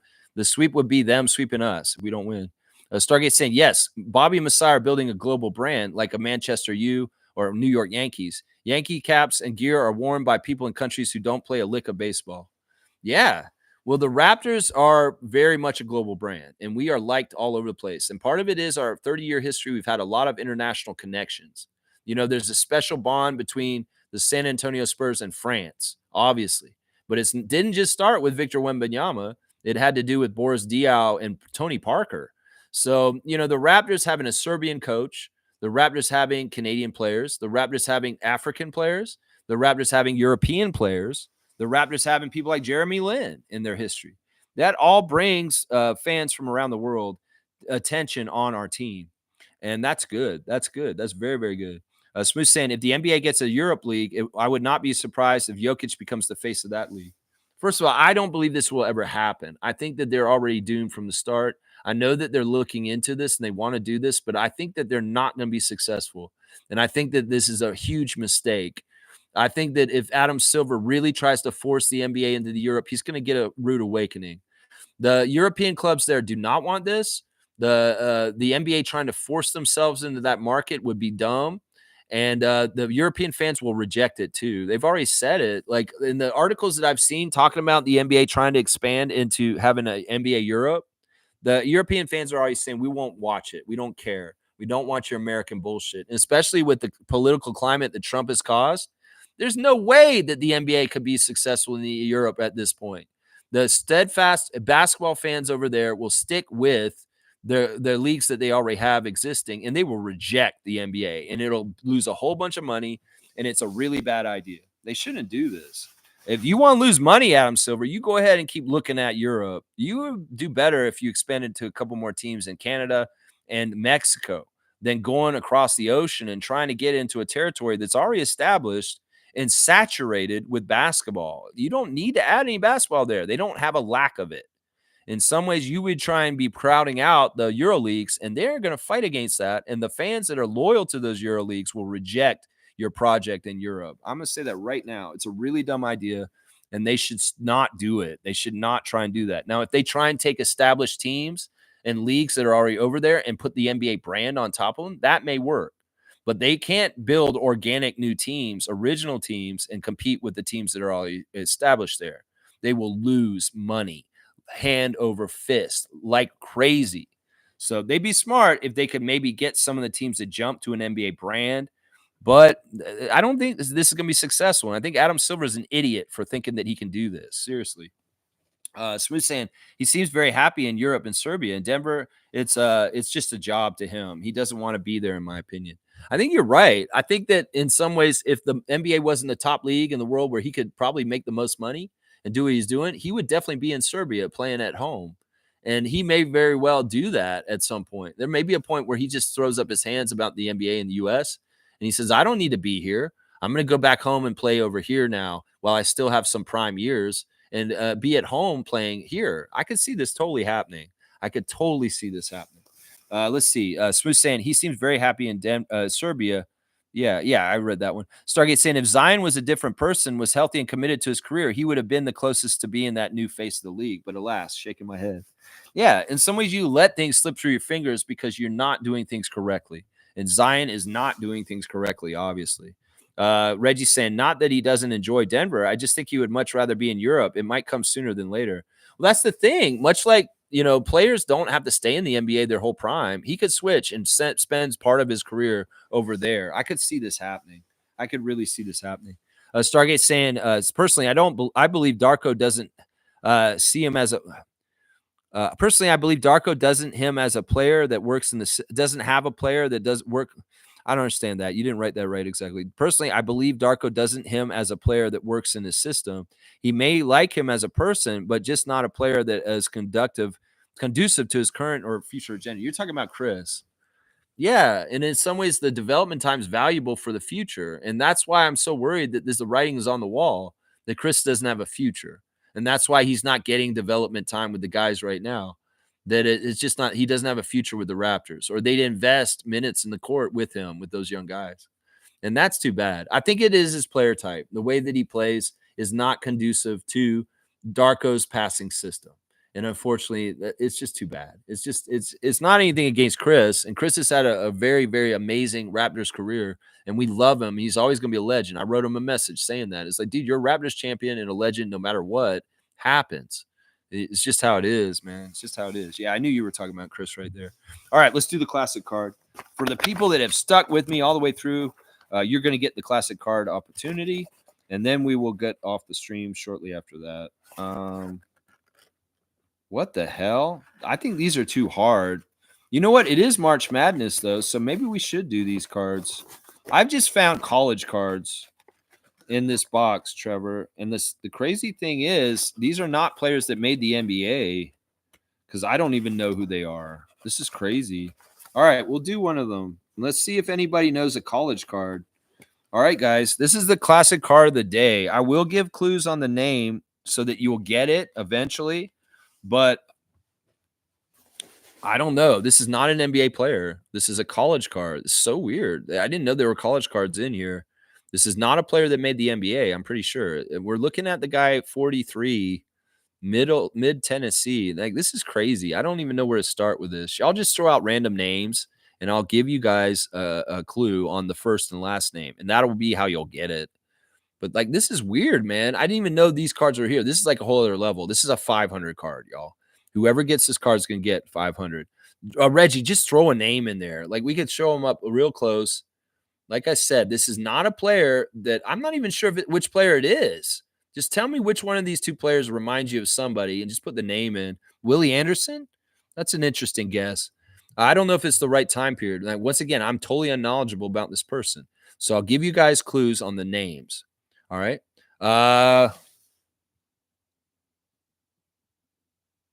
Yeah, he's from the 90s. This is a classic. This is a classic college player that we have no idea about. He is from the 90s.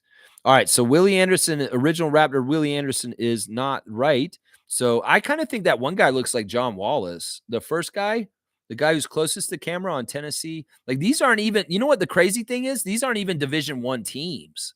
Guys, this is like Division 2. Like says Middle Tennessee and Tennessee State. This is crazy, man. This is crazy. I didn't know we had these like master levels of classic card. This is definitely a 500 point card.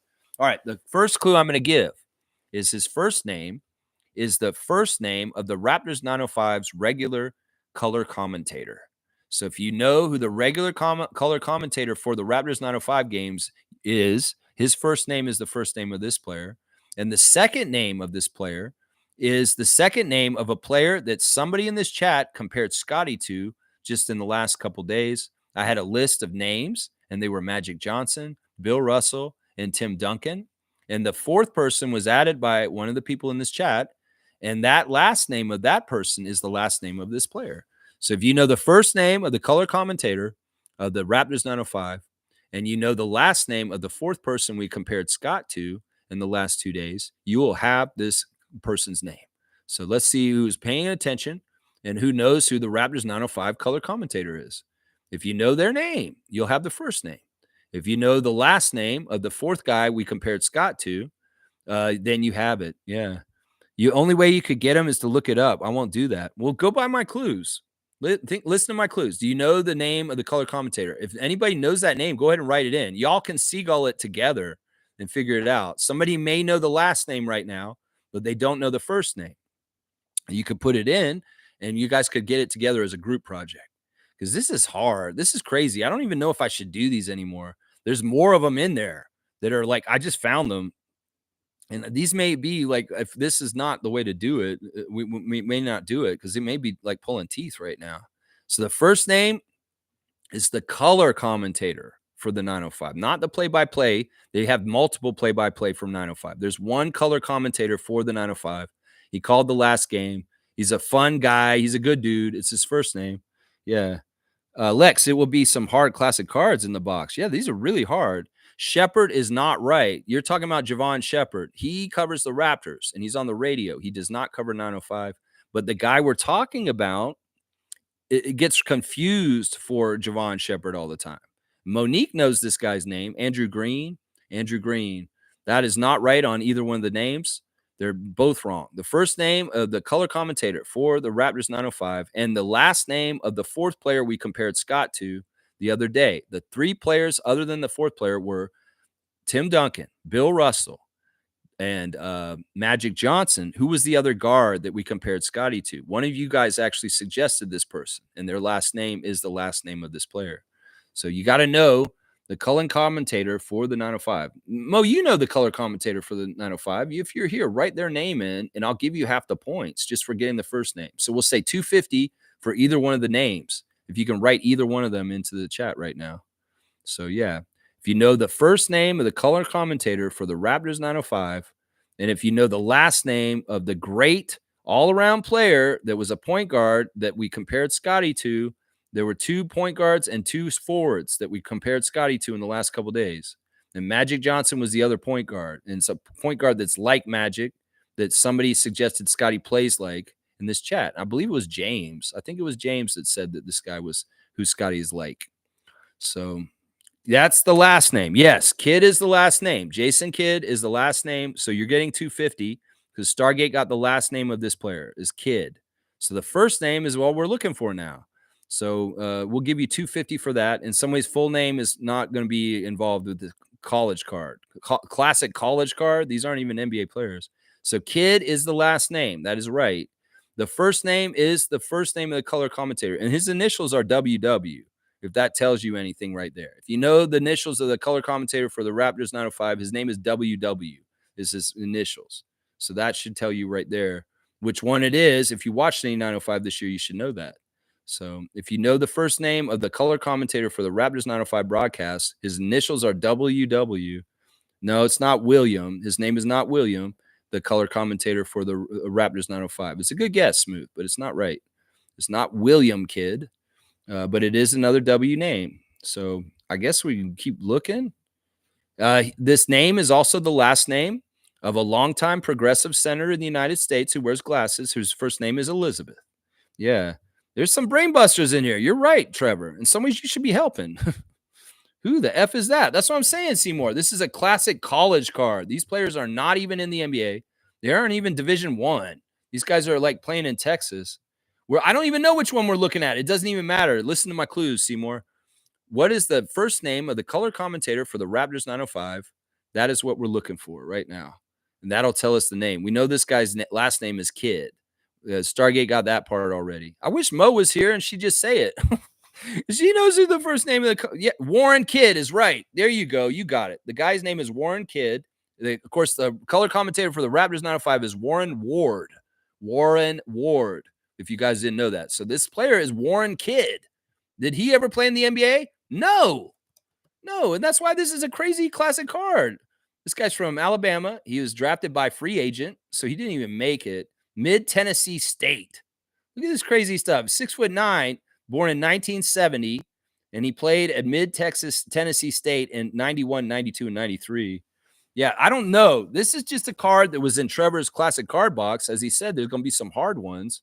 Well, obviously, this was crazy. This is not an NBA card. This is just a basketball card that was in the box. And I was like, well, it's March Madness. We could do a card like this. You want me to do another one? All right, I'll do another one. So 250 points for Smooth and Stargate on this one. All right, we'll do one more just for fun. That was crazy, wasn't it? Like, I got to remember, if there's some of these college cards in here, this may be like this. So I need to be ready. Okay, wow. Yeah, here's another one. This is weird. This is another one. All right, maybe we'll do 3 just for fun.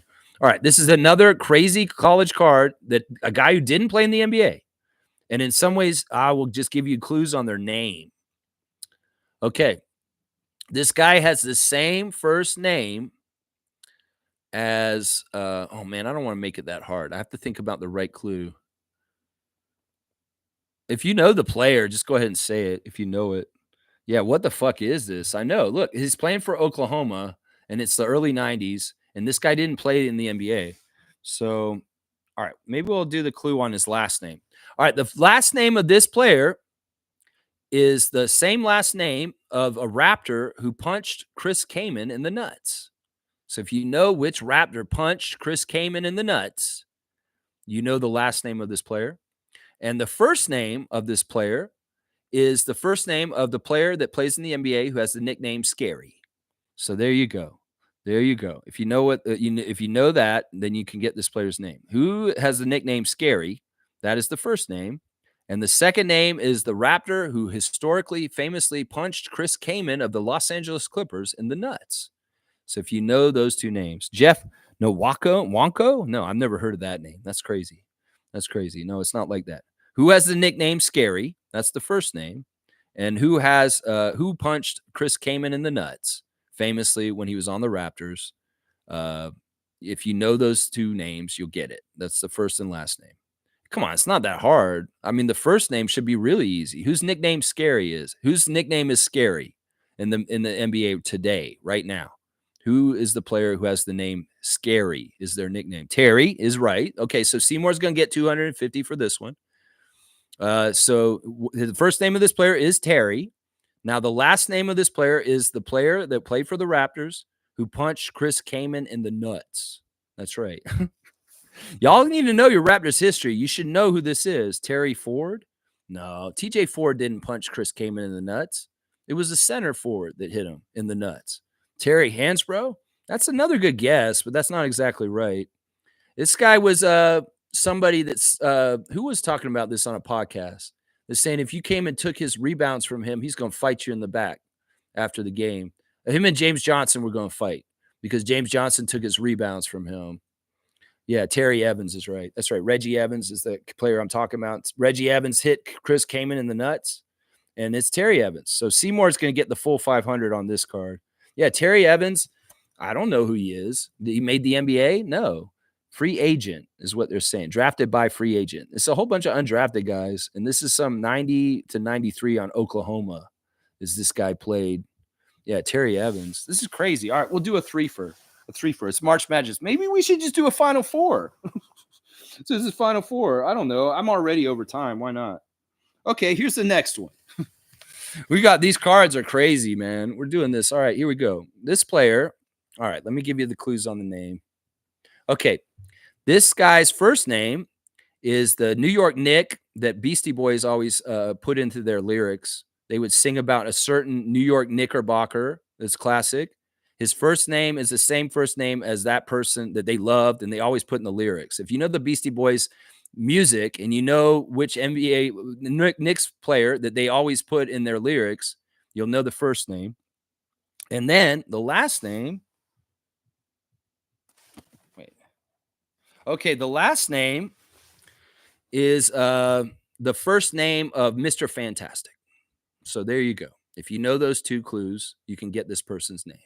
So the first name is the NBA New York Knickerbocker player that the Beastie Boys loved. And they actually might have been even in their video once, but they would always name drop him like crazy in their music. His first name is the first name of this player. And the last name is, what was my clue for that one again? Oh, the first name of Mr. Fantastic from Marvel Comics. If you know that, you can get this one. So if you know the first name of Mr. Fantastic, Alan Reed is not right, but the last name is right. Reed is the last name. Reed is the last name. Anthony Reed. That is right. That's Anthony Reed. Anthony Mason is the player that the Beastie Boys always put in their songs, saying like, we did like Anthony Mason, Yeah. So, all right. So I'm going to give this one straight up to, I guess Stargate's in their half. So, because he did get Reed, although he spelt it wrong. It was not that Reed. It's Anthony Reed. Yeah, that's crazy. These cards are weird, eh? And he was drafted by Chicago. Anthony Reed did actually get drafted. He was on Chicago, but he played for Tulane.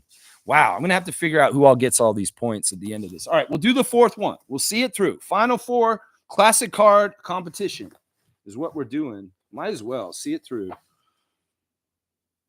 Okay. Do we want to do that one? That one's crazy.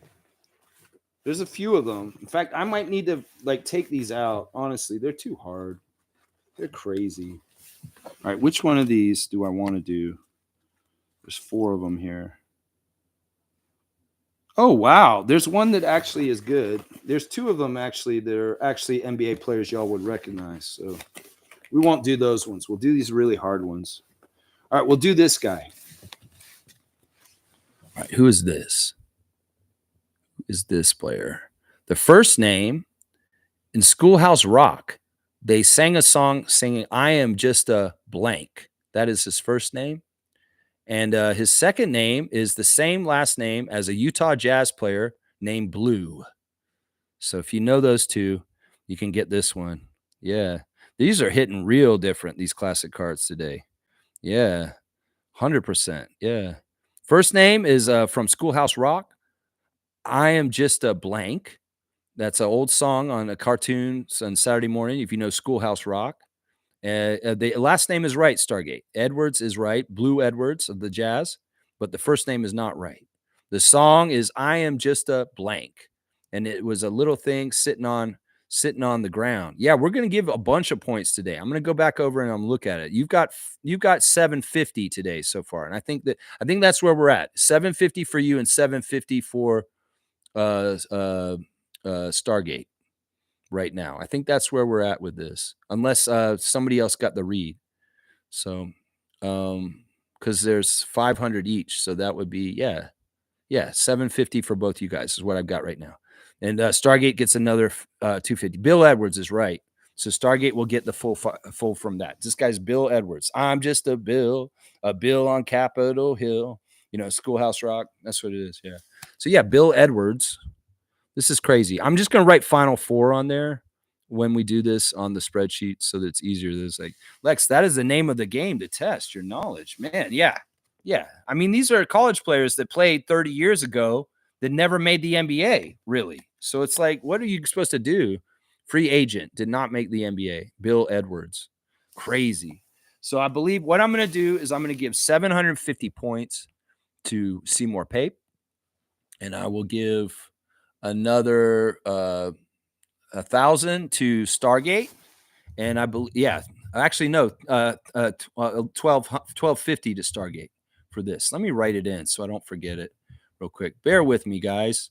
We did the final four of stuff. This is crazy. It's so crazy. All right, so you know what? I'm just going to give both you guys 1,000. How about that for participation? Stargate and Seymour Pape are getting the split 1,000 between them. Did you get any in this, Smooth? I'm trying to think. Yeah, I'm still on. I needed you, Mo, actually, because you were actually needed because we needed to find out who was the color commentator for the 905. You would have gotten it. It was Warren Ward. Let's see. I'm just going to give you both blanket 1,000 points today, guys. Final four, classic card of the day. Wow. Stargate and Seymour doing that. Yeah. Do one of the college players we may know. I'll do that on the next one. We'll do special Final Four cards while the Final Four is going on. And yeah, we'll do the ones that you guys know next time. You did get one? All right. I'll give you 250 also. So I'll give you 250 also. But in some ways, you don't really need it, Reggie, honestly. You really don't need it, man. You got such a good lead in some ways. Yeah. But we'll definitely do this on the next one, guys. Sorry. Yeah, on the next one, guys. That's right.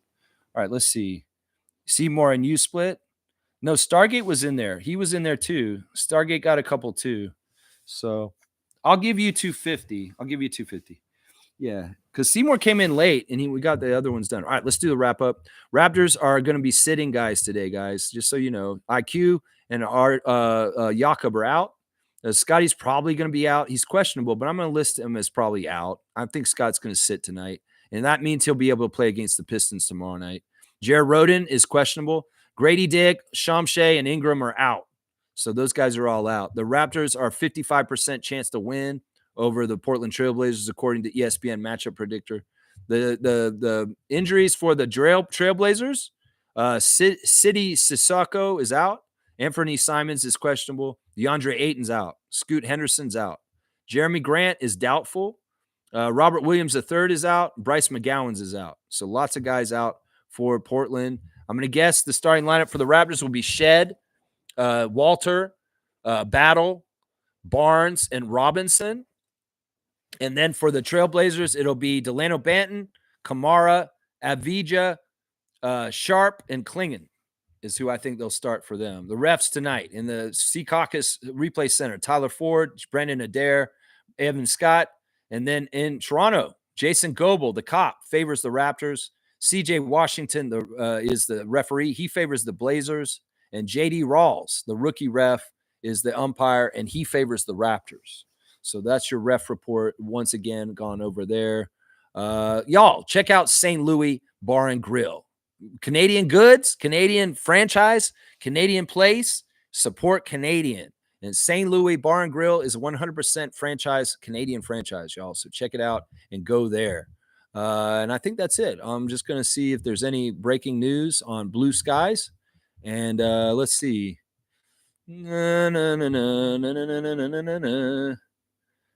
Somebody here is saying that the Miami needs to keep Davion Mitchell and moved Scary Terry Rozier. They like Davion more, and they feel like he's more like a Heat player, and they don't want Scary Terry in Miami. That's what they're saying there on Blue Skies right now. Y'all check on your fantasy teams. Right now, MK is beating Trucker Cass 4-3. David is beating Peter in the Saborin Bowl. I'm losing badly to Jason Dukes in the consolation bracket 6-1. And Gerald is winning his matchup with Andrews Shamshays. So, Gerald, good job, Team Canada. 7-0 right there. All right, let's get out of here, guys. Good job, everybody, on the weird Final Four Classic cards. That was crazy, man. Yeah, CJ Washington. Yeah, CJ Washington reffing again tonight. That's right. Shed, Walter, and Robinson. I'm pretty sure that's who's going to be playing. Yeah. Yeah, Pirtle is not playing tonight. Pirtle is not playing. Pirtle will be sitting. Yeah. Yeah. Yes, Warren Ward and Matt Cullen. There you go. That's right. That's and Ben Schulman, Ashley Docking. Yeah. Portal is not playing tonight. Pirtle is not playing tonight. RJ will be the only main starter playing tonight. No Yak, no Scotty, no IQ. RJ will play. Oshai will play. But that's it. Lawson will be playing too. Yeah. Yeah. My internet is mad slow. It's all right, man. You did all right. You did all right. There you go. There you go. That's it. There you go. Barrett. Barrett. That's it. Only Barrett will be the regular starter tonight with Jacoby, Jamison, and Jamal. And who knows? Maybe Jonathan will be playing too. Maybe they'll start RJ with the 4 Rooks tonight and put no, that's not good because they do need somebody to match up with Klingon with his size. So it's better if they play Orlando Robinson in the starting lineup. That's what I think. Yeah, Jamison, Barrett, Jacoby, Jamal. Yeah, Oshai. Oshai will be available tonight too. But no Scotty, no IQ, and no Jakob, just so y'all know. All right, let's go, Raptors. Go to the game, Monique, and cheer our team on. Bring the good vibes down there, Superfan Mo, and let's win. I don't think we will, though. I think that the Blazers are going to sweep us, and we're going to have a receipt to get them next year when we're back healthy and Brandon Ingram's in the fold. Let's go, Raptors fans. Let's go. And I'm out of here right at 3 hours. Let's go, Raptors. Let's go.